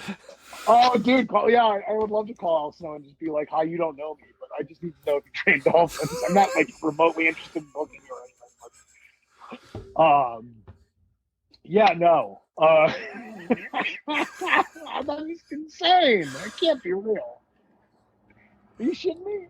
No, oh my God, this is unbelievable. We're watching SummerSlam as well as we're interviewing you, and Kid Rock just made out with Honey Boo Boo's mom. It was disgusting. Breaking news, folks. Breaking news. Yeah.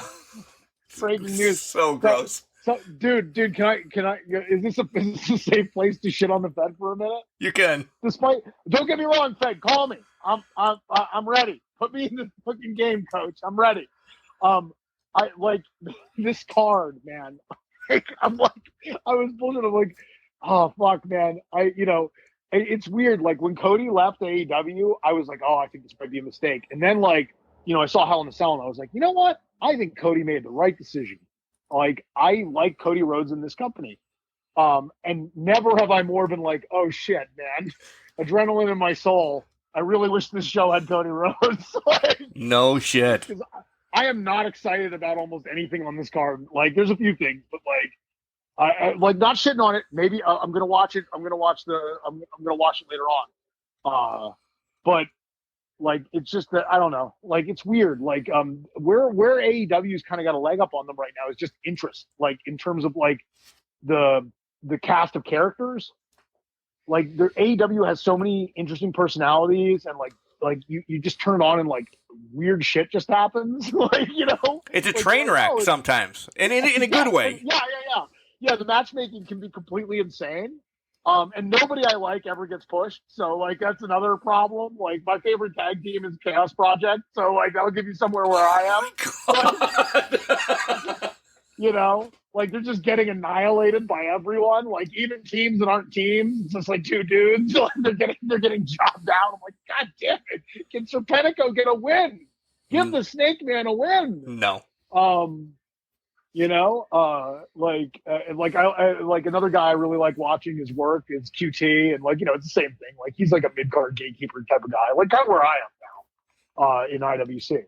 Like he plays a similar kind of character, and I respect that. But like I actually really like his work, and it's like shit, man. I wish they would put him on the main show occasionally. It'd be nice, like So let's get. I have some questions that I really like asking, but let's get some of your highlights from your career. Give a little bit of a gamut. In Pittsburgh, like I said, all over. I want to know your Japan trip as well, though, too. Oh yeah, I'll talk all about Japan, but like the Pittsburgh stuff, like is kind of the origin story point, and like I said, did a lot of feuding with like local tag teams, and we also brought in talent. Held the IWC tag team titles. That's the only titles, by the way, I ever held in IWC. And the thing I always say is like, and this is, you want to talk about arrogance. Here's the most arrogant thing I ever said. Like people were like, I was in 3 super indies. I never won the title. I always jobbed out to the guy who won. Even though I didn't always get eliminated in the first round, but I never won the thing. And, like people were like, "Oh, does it ever bother you?" And I was like, "Dude, let me tell you something about me and IWC. I never needed the title. I was fucking over the entire time. Never needed a title to fucking be over. Like, I honestly, I feel the same way today. Like, you know what I mean? Yeah. Like, if you give me a chance now, it's nice because I'm getting heel heat. Like, and like I feel like I can be a real heel there. Like, because I'm not. Like I really try to work like a heel style. I don't do like I everything I do I think looks good and looks painful, but I've never was a big time flash guy anyway. So like I work a lot on like once again working the crowd, hitting people real hard, doing a few nasty things like and it's helped me with that. So like I feel like I'm still once again. Can you produce? I think if you watch the last 3 matches that I had in IWC, you'd say, yeah, that guy can produce. Like, am I a main eventer now? I don't know. I'm fucking 42. Like, maybe I am, maybe I'm not. Put me in a main event, we'll find out. Maybe you just beat the shit out of Mandime. I'd be all right with that, too. We find ourselves kind of on the same side right now. Yeah, like, but he's a dickhead. Let me tell you, man, that money in the bank reset button trick, yeah, that's a fucking Glenn Spectre move if ever there was one. So I absolutely appreciate put over that. Like, and look, man, Bill Collier beat me fucking last show. Fuck that guy. All right. Oh man. No, like, once again, the dude, IWC is so full of talent, man. Unbelievable. Like Bill Collier's not like I mean, fuck him because he beat me up, and I felt like if I could have just hit the wizard, it would have been over. But like he was the better man that day. But you can't deny the talent. Like there's a lot of talented guys in that locker room. But we were talking about me, right? All right, you're the one who brought up all these guys up, yeah. Well, once again, fuck Van Dyne and Bill Collier and everybody else on the roster, and especially all the fans. Like, let's talk about me and this podcast. Fuck us too. Yeah, but exactly. Look, I am not going to say that while I am here. I will politely wait till after this is over and tell you guys to go fuck yourself. Good. So but that being said, so that was like I had my super indie like shots, but honestly, like I never really needed to get over.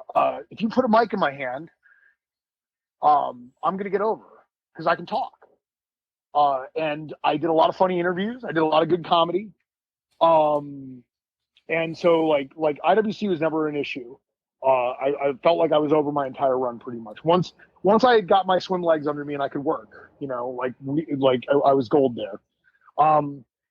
Worked up and down the East Coast, a bunch of different promotions, did some time in Mega in Ohio, along with a bunch of other Ohio promotions. I did I had a pretty good run there, but essentially like I was still held tag titles there at one point in nonsensical tag teams. Like because they needed somebody to hold them and I was a good hand, Yeah. Like At the time, a guy named Jeff Traxler was booking. Good dude. Always treated me well, but at the same time, the second it was funny, once again, I never held any titles there, but the tag title, the second I got those cursed tag belts off me and I was wrestling singles and being me, much better time. And honestly, once again, it's I never got, I had a couple title shots, never got the belt, whatever. It's fine.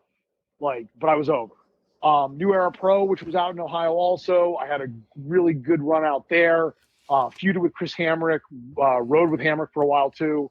Hamrick's amazing. Another guy who never got probably what he deserved out of the business.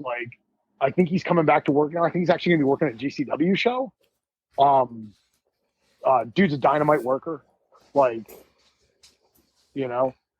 had a great feud. That was my most memorable thing from out there. He also is like the Lord of Ribs. Really? He's really good at them. At least with me. No. Maybe you're just gullible. No, I'm sorry. He would whisper fucked up shit in my ears while we were working. He would sing weird songs. He'd put me in a submission hold and start singing songs and shit. But he was so good at it was like a ventriloquist. The crowd had no idea what was going on. I'm trying to listen really intently because I think he's calling his spot and he's just saying fucking crazy nonsense. Weird Southern shit.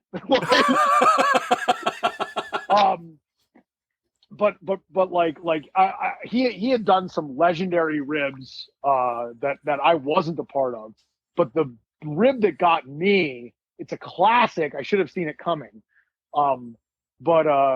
We were wrestling at New Era, and I'm super excited. I'm wrestling Chris Hamrick. I'm a young guy. I'm in a feud with Chris Hamrick. I'm going to be wrestling a bunch of matches with Chris Hamrick. I'm going to get to beat Chris Hamrick. This is cool. And so I'm super excited and wide-eyed and very childlike. And I'm getting all my shit on, and I'm where the fuck is my boot?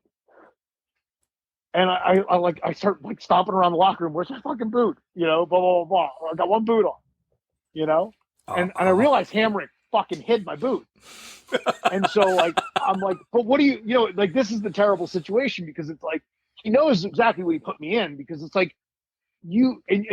people listening to this will be well, he hid your boot. It's a simple rib. It's hidden somewhere, whatever, blah, blah. You don't understand. You can't grab a vet and choke him. This guy is a draw on the show. Also, I have no idea. Maybe he can fight. He's a tall dude. I don't know what he knows and what he's capable of. I don't want to fucking fight this guy. And so we're I'm sitting there and I'm like, Chris, our match is next. Where's my fucking boot? And he's smiling. He's smiling and he's laughing. And I'm like, fuck, dude. And then suddenly I'm jumping up and down and basically having a tantrum. I'm because now it's literally we're that the bell rang. We're up next. I'm jumping up and down. Where's my fucking boot? I need my boot. I'm it's not funny. We're gonna look like assholes. I can't wrestle without my fucking boot. My music hits. He looks up. My boot has been right above my head, tied to a pipe by the laces. Literally inches above my head the entire fucking time. So you go to the ring tying your boot? Yes, I literally half tied. I'm sorry, I'm cursing so much. No, that's good. How do you get to Japan? For Christ's sakes, get us to Japan so we can get to these other questions. So I was actually asked about this on an article that they're doing, and so I fucking love Japan. Unapologetically love the country. It's the only other country I'd live in besides the United States. I love the States. I've been to other countries. I've been to Europe and stuff like that. There's only two countries I'd ever fucking want to live in are here or Japan. And it's not just being a weird weeb. I don't love anime. Anime's fine. There's a couple good ones. I'm not oh shit, I hope I don't. Now this will really end my relationship with the fans. I don't care that much about anime. It's not that great. It's fine. There's some of it that's really cool. But I'm not the biggest anime guy. by any stretch of the imagination. So it's not like any kind of weird, like, like fetishization of the Japanese people. I really love the culture for real. I loved my time there. Like, I got to spend a decent amount of time there. Like one time, like straight up, like a whole month just in a row, like, and then the other trips were like usually 2 or 3 weeks. So I felt like I spent a lot of time there. Now I will say, part of that is because living the life of, I wouldn't want to be a company man in Japan. Like I want to be a wrestler in Japan. I don't want to live the life of like, some corporate wonk who like throws himself in front of a bullet train. Like I don't want that. Like, that's a tough life. That's a super tough life. But as a wrestler, I could observe all those people and then work out all day and like enjoy all the cool things of like, this crazy culture that's like, in some ways, like pop culture wise, is like America on fucking steroids. And then in other ways is like, very comfortable and very safe. And like, the thing I always said about like being in Japan is like, I'm sure this wasn't 100% true. This is once again my arrogance coming out. But like whenever I was in Japan, if I was even walking down the street, like, Osaka at like 3 a.m., I was so confident in like the feeling that like, I was like, nothing's going to happen to me. And in fact, if anything terrible happens at this moment, it's because I did it. Like that's how like kind of like generally respectful everyone is and stuff. Like it's such a different culture. You feel super safe, at least in my experience, because like people just don't do crazy shit. Now I love America. I'm a big freedom guy, like fucking huge on freedom, and people doing what they want, but we are crazy as fuck. Like I am always much more aware of my situation when I'm in the States, I have a lot of situational awareness. I generally like, part of it's from being a bouncer for 2 years, stuff like that. I'm always kind of observing people and like, oh, are you going to be the guy that goes crazy tonight? Like, yeah. Like I said, and I love all that, but what comes with, you have to understand that the part and parcel that always comes with freedom is a little bit of danger. So that's why, like, I think self-defense is important. We talked about Brazilian Jiu-Jitsu, martial arts, and stuff like that.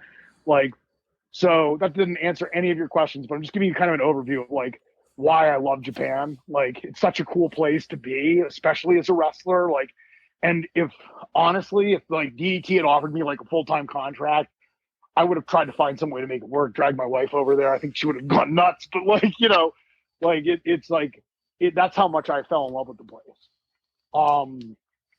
Now, Shirley Doe had a lot to do with it, and a guy named Makio Kodama. Makio Kodama, or Maki, owns a wrestling shop called Pro Wrestling Shop Maki in Japan. He loves American wrestling. He would make trips over to here. He loves IWC. It happened to be like total luck of circumstance. It's one of his favorite indies. So he would come over.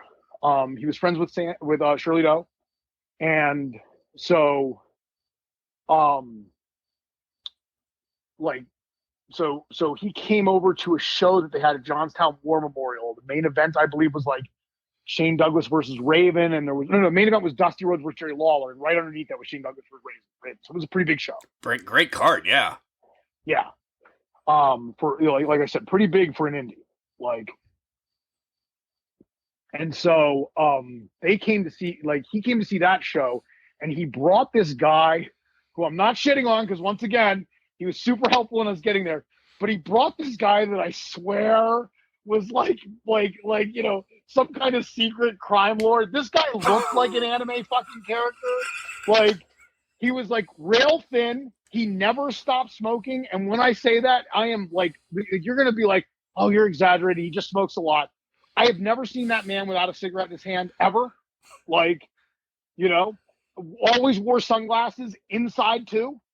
Oh, Corey Hart. All right, yeah. Never spoke at all because he didn't speak any good English. Like I have no idea what the guy's name is, but he ran a promotion. I don't know if it still exists. He ran a Japanese indie. I'm not kidding you. I'm going to tell you the letters, and you're going to know what the acronym is and laugh your ass off. He ran a show called Fighting Ultimate Combat King.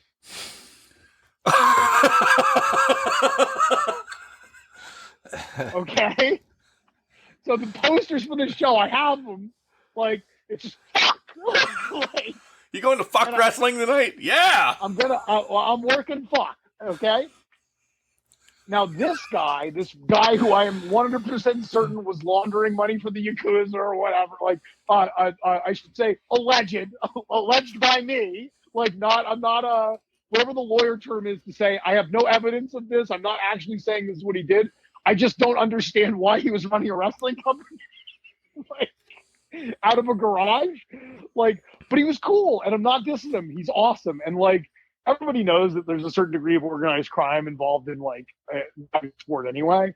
Right. So like whatever. Like who gives a shit? Like I certainly don't care. I love the carny craziness of wrestling. Like like a little bit of criminal element. Whatever. Like, now I have no evidence that the guy's a criminal. He probably isn't. Like I said, disavow, don't want to get sued, whatever. Like, but he was weird. Like, and cool, super cool. And he took a shine to Shirley Doe and I. And he had a connection with DDT. And so he was the guy who kind of brought us over, and we worked 3 shows for Fuck. And we worked 1 show for DDT. And like, that was like the prize, like endure these 3. You're not going to believe how fucking indie-rific shows, because you're going to Japan and your expectations are totally different, and it's not going to be like that at all. Enjoy these 3 indie-rific shows.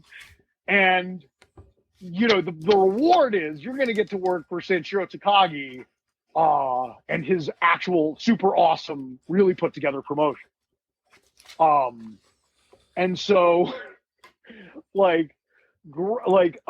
first trip is so amazing. You should have Shirley Doe on, because he'll also tell you these stories, and like, they're just great stories. And like his telling of them will probably be slightly different from mine and equally entertaining, hopefully. But like, we had a blast, and like, I have some cool pictures from back then, like, we had so much fun. And we went over with his brother Noah, and Jay Worthington Farnsworth, who you might know because he does commentary for IWC. Yep. Jay Worthington Farnsworth was brought over to do announcing, believe it or not. They had him announce matches in English. Wow. Super cool, right? I'm jealous of that. Hell yeah. Yeah, that's a nerd in me. Yeah. dude, the Zipper Ripper himself was brought over to. I feel like I should tell the Zipper Ripper story too, because but I'm outing him as the Zipper Ripper right now on this podcast. You heard it first here, kids. It's a big scoop. We man, this is awesome. Like, so that was my first tour there. Highlights of that were like, it was just so insane. It was so gonzo. Like I can't describe like to your audience, like how, like so now I'm going to Japan. I have the ticket in my hand. Oh my God, I'm going to be a real wrestler. What do I know about Japan? Well, All Japan is super awesome. And I love, New Japan and Dragon, like all the Dragon Gate stuff. And, like, even like I love all the Super Junior stuff with Super Dolphins promotion, Osaka Pro, like, and this is what wrestling is going to be like. The first show is in a garage in front of 50 people. No. Yes, it is in a garage. They are cooking stew on an open fire, like a big campfire gas burner. They're cooking a giant pot of stew in the corner. I'm not making this up. It is so insane. Glenn's thinking he's going to be at the Tokyo Dome, and he's in a garage with stew. Swanson's garage. I'm like, I can't wait, man. We're going to be in front of thousands of people. Now, eventually we would be, and that was awesome. But like the first show, dude, I was deflated. I'm jet lagged because I took 1 million sleeping pills on the plane and couldn't fall asleep. I'm glad I didn't die. Like, all I did on the plane was drink and sleep. I can't, at the time, I'm much better at this now as an adult, which is crazy. But like, as like a young guy full of piss and vinegar, I could never go to sleep in vehicles. I was a great guy to have on the road for indie shows and stuff, because I can't sleep when I'm driving. Like, Well, you can't shouldn't sleep in a sleep when car. you're driving, but well, no, I know what but you meant. I know what you meant. I couldn't sleep when I was like in a car. Right. You know, I was being like, an and I asshole, can't- Glenn. and I couldn't. It's fine. Like, you know, and I couldn't sleep with you. It's okay. The other guy, fuck him. But the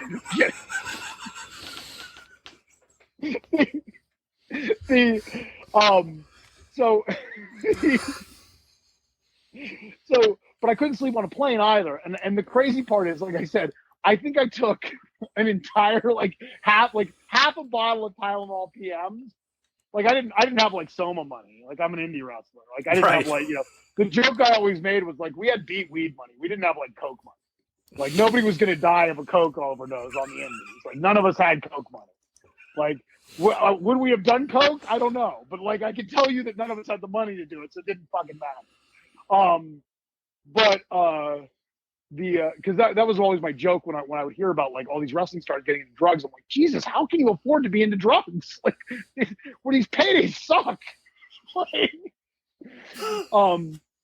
so I took like half a bottle of like Tylenol PMs and washed it down with vodka, and like I was just zombified when we got off the plane because my body was like, dude, you should have been asleep like 8 hours ago. Right. But for some reason, something in me was like, you're not gonna sleep. No sleep for you. Like we're not sleeping on this fucking plane. I don't know if it's because we're in coach and we're like scrunched up next to people and like, but like some like ancestral instinct was like, you cannot sleep here. It is not safe to sleep here. So I was jet lagged to shit and back. And so we go to this like you know, we get driven to this like garage, you know, and there's a ring in it. And there are guys working out, and I'm like, oh, and you know, it's nice because I are considered at this point like, oh, we're the special guests. Also, they have young guys there, and they're like asking us questions. They want to wrestle with us, and so like, you know, it's showing the new stuff, and like, you know, like I'm helping out, and like, you know, and then they're like, then the stew pot comes in. Was it good? Did you get any stew? That's what's in the back of my... Dude, it was actually super delicious. Oh, good. Like, but it's crazy because we're in a garage. Like it's like you know, you can't, like I said, we couldn't even fit 50 people. Like some of the people are standing outside of the building watching the show from the garage door, you know? And so in the corner of this garage, they just like set up this thing and start cooking food. And I'm like, what the fuck is going on? And then I come to the horrifying realization. I'm like, the show, they start setting up because, of course, because he's crazy as hell. Like, it like is doing a hardcore match, which fits his character. But like, they're setting up like light tube boards and barbed wire and shit. And I was like, wait a second, the show is here? Like, we're not going somewhere? This is where the show is going to be? And so I am so deflated, and I'm trying not to show it. It's like, you know, it's like, dude, we're lucky to be here. Like he's doing the right thing. He's being a trooper. Like, you know, he's like, dude, like blah, blah. And like, I'm like, but once again, I'm focused on money. I'm focused on, I want to be a star. I'm focused on all this shit. And I'm like, this is fucked. And I said, and then I saw the shit they were setting up for his match. And I was like, don't you fucking bump on fucking broken glass for these people in this fucking garage. Like, do not do it. Of course he did it anyway. I was like, and it's funny because he was always mentoring me, but I was like, do not do this. Like, not for 50 people. Not here. This is not what we came here for. Like, you know?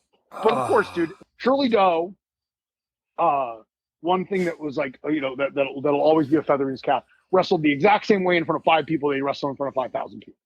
You know, like that's just the guy he is, and that's a feather in his cap. You know, right? Like he, you know, like if he felt like it was appropriate, he'd bleed for 5 people. Like, you know, that's the kind of guy he is. He's very, very good that way. And you know, like we got through that show, and I was just like, this can't be the way things are gonna be. Like, so we go back to our hotel. And then the next day we like hop into like this, we get in this crazy kid named, not Kent, not Kenta, like the you know, the guy who knees people to death. Right. This kid's name was just Kent without the A, right? And so like Kent to Kobe. Yeah. Yeah. Like, and so like, we hop in his car to go to the next show. Now this kid's little car, little mini, like Japanese car. Like, I don't know why he has fur on the dashboard, like decoratively, right? Like porn star style car. So Yeah. so Noah has an immediate allergic reaction while we're on the highway, and he can't breathe. And so for a legit like 8-hour drive, Noah's head is out the window like a Labrador.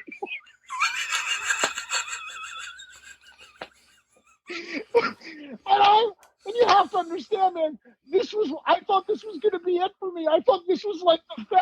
Like, this is it. I'm going to be cashing checks. Like, this is my ticket. And instead I'm stuck in this car that can barely contain 2 people, and they've got 4 in it. And one of them is basically outside the car, so he doesn't die. And I was like, this is the American indie experience all over again. I'm just in another country. Like, this is, this is everything crazy about American indie wrestling, except I'm here. And so, but then we got to this high school type building, gymnasium type building. That show was much better.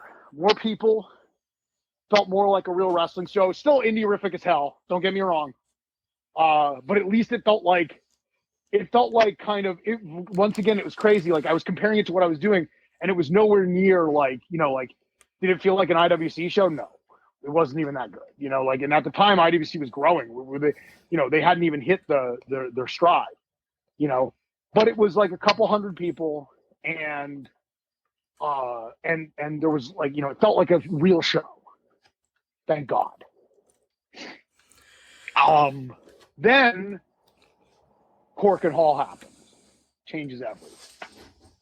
The minute I stepped in there, I was like, holy shit, this is the real deal. Dan Shugadino and I do our match.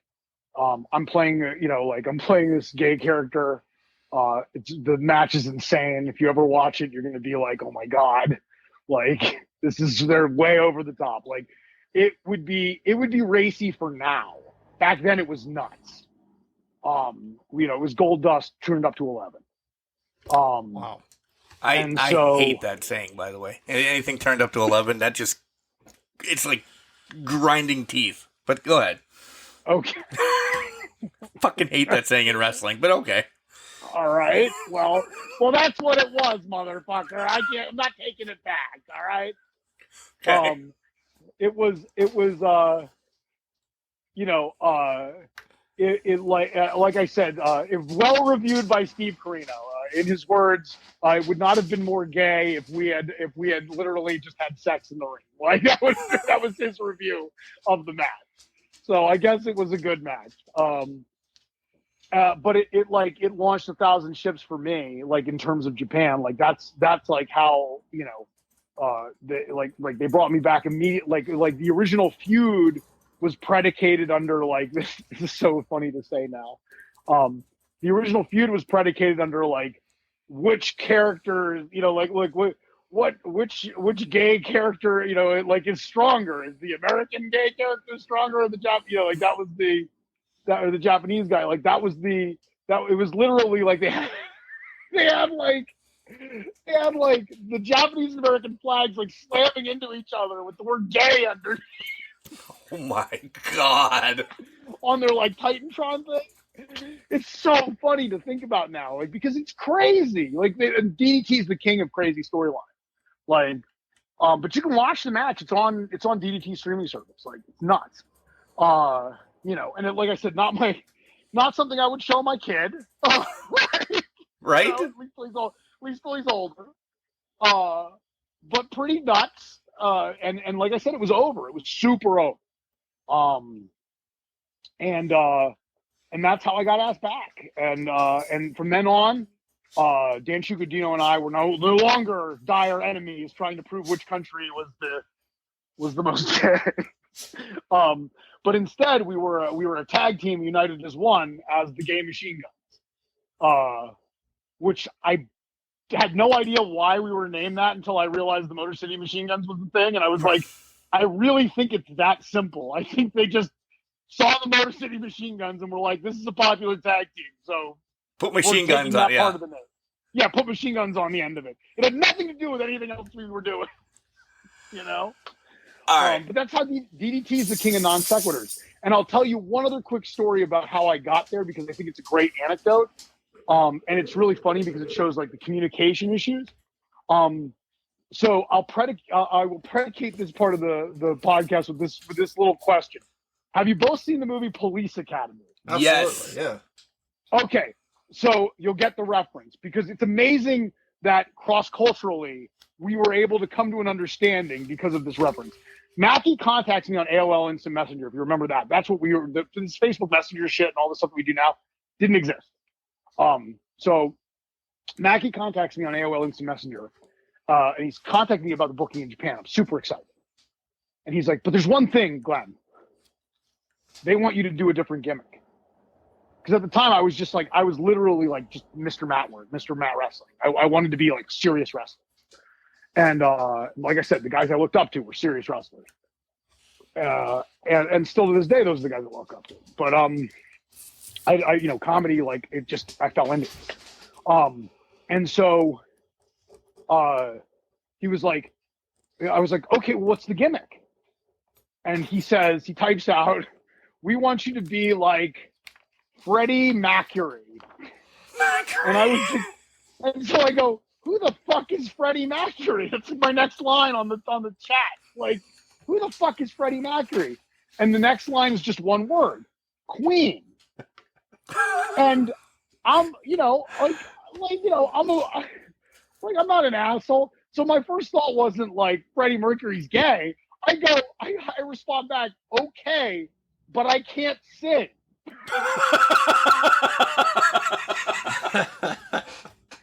And he's like, no. So we start all over again. He's like, no, you don't understand. And I was like, I don't understand. And he was like, the next line is what brought we came to a cultural understanding, the East and West, Japan and the United States, over the 1980s comedy hit Police Academy. He goes, no, you don't understand. We want you to be like Blue Oyster Bar.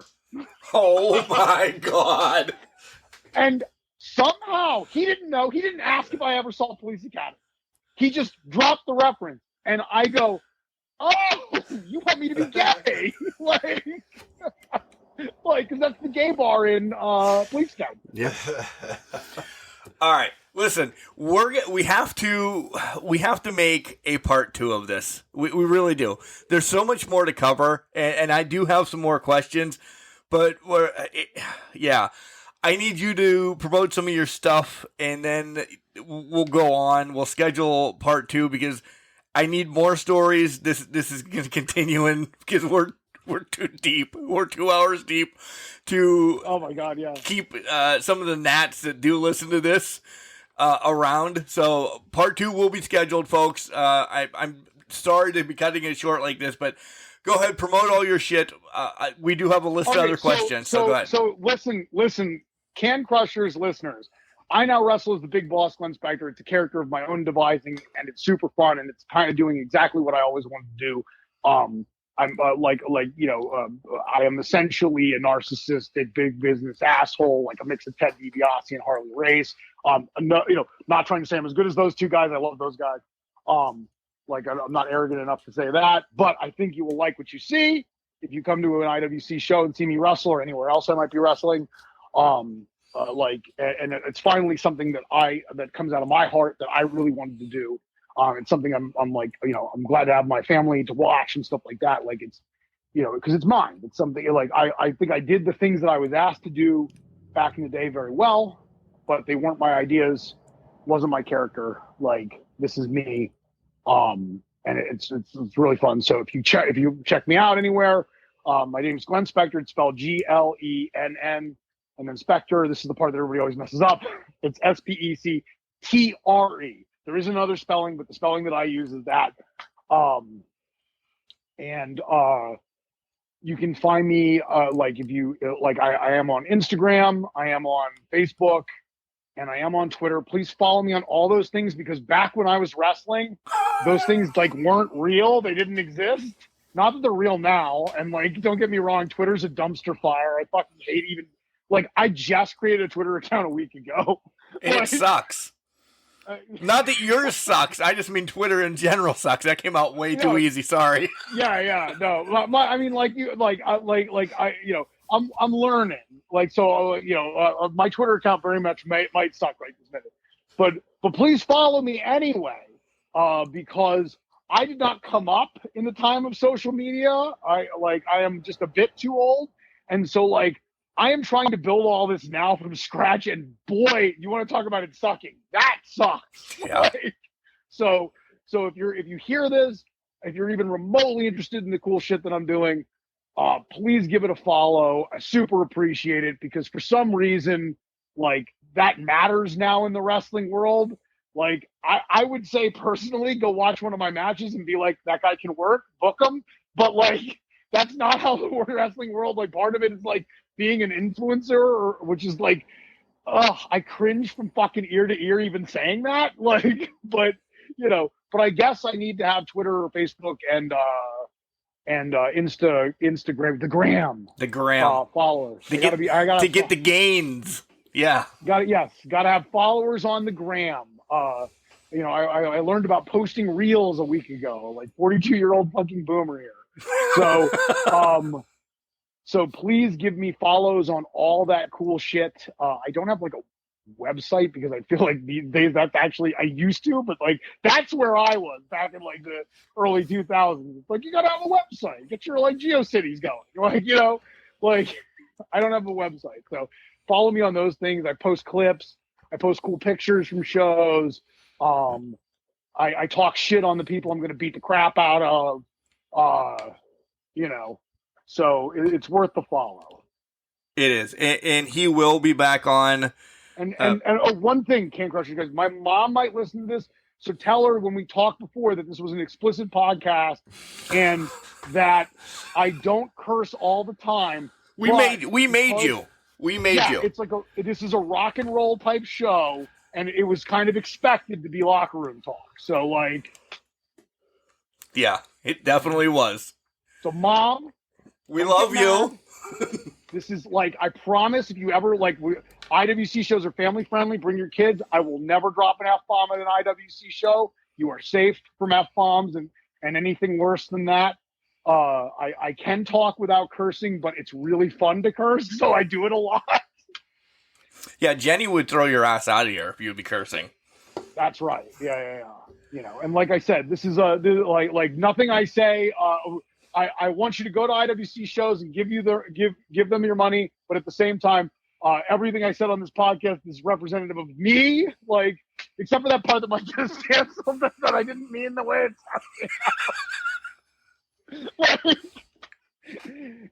except for that part. That's not representative of anything. But right. But yeah, I'm only representing myself tonight. I'm not representing any particular company or anything like that. So like, you know, like hopefully you were entertained.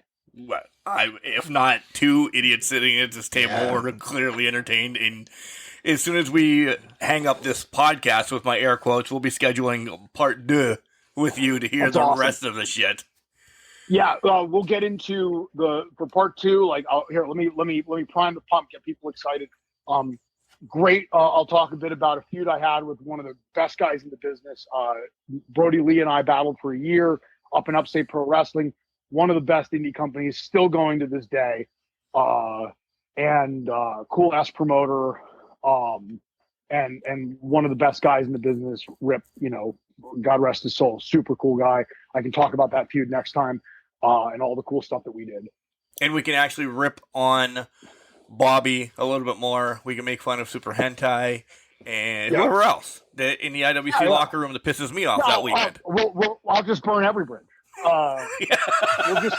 We'll just set every bridge on fire. It'll be fun.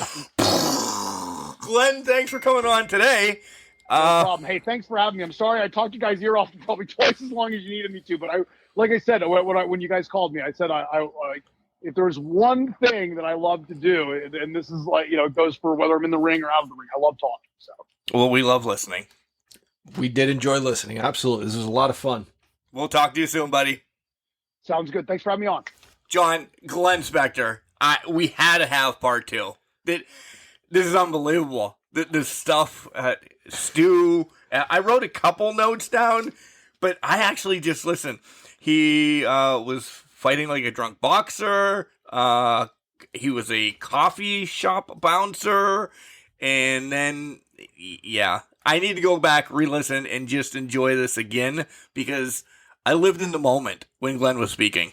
There's a lot of good stuff, but I think clearly we can agree the Stu was just unlike anything we've ever heard, the Stu story. 50 people and Stu's being made in the corner. He said it was good. He did say it was good. Plus, as we wrapped up with him, we stayed on the line a little bit. He's like, yeah, there's more. There's more to come. I appreciate how he values himself. I know he says if you're a wrestler, you're going to have an ego that's just natural. Otherwise, why are you in this business if you don't believe in yourself? But I appreciate how much he values himself and his time, whether as a trainer or as a wrestler. I think it's definitely important. I agree. I agree. And I like how he agrees with us, but he's really not agreeing with that Jenny runs IWC. Yeah.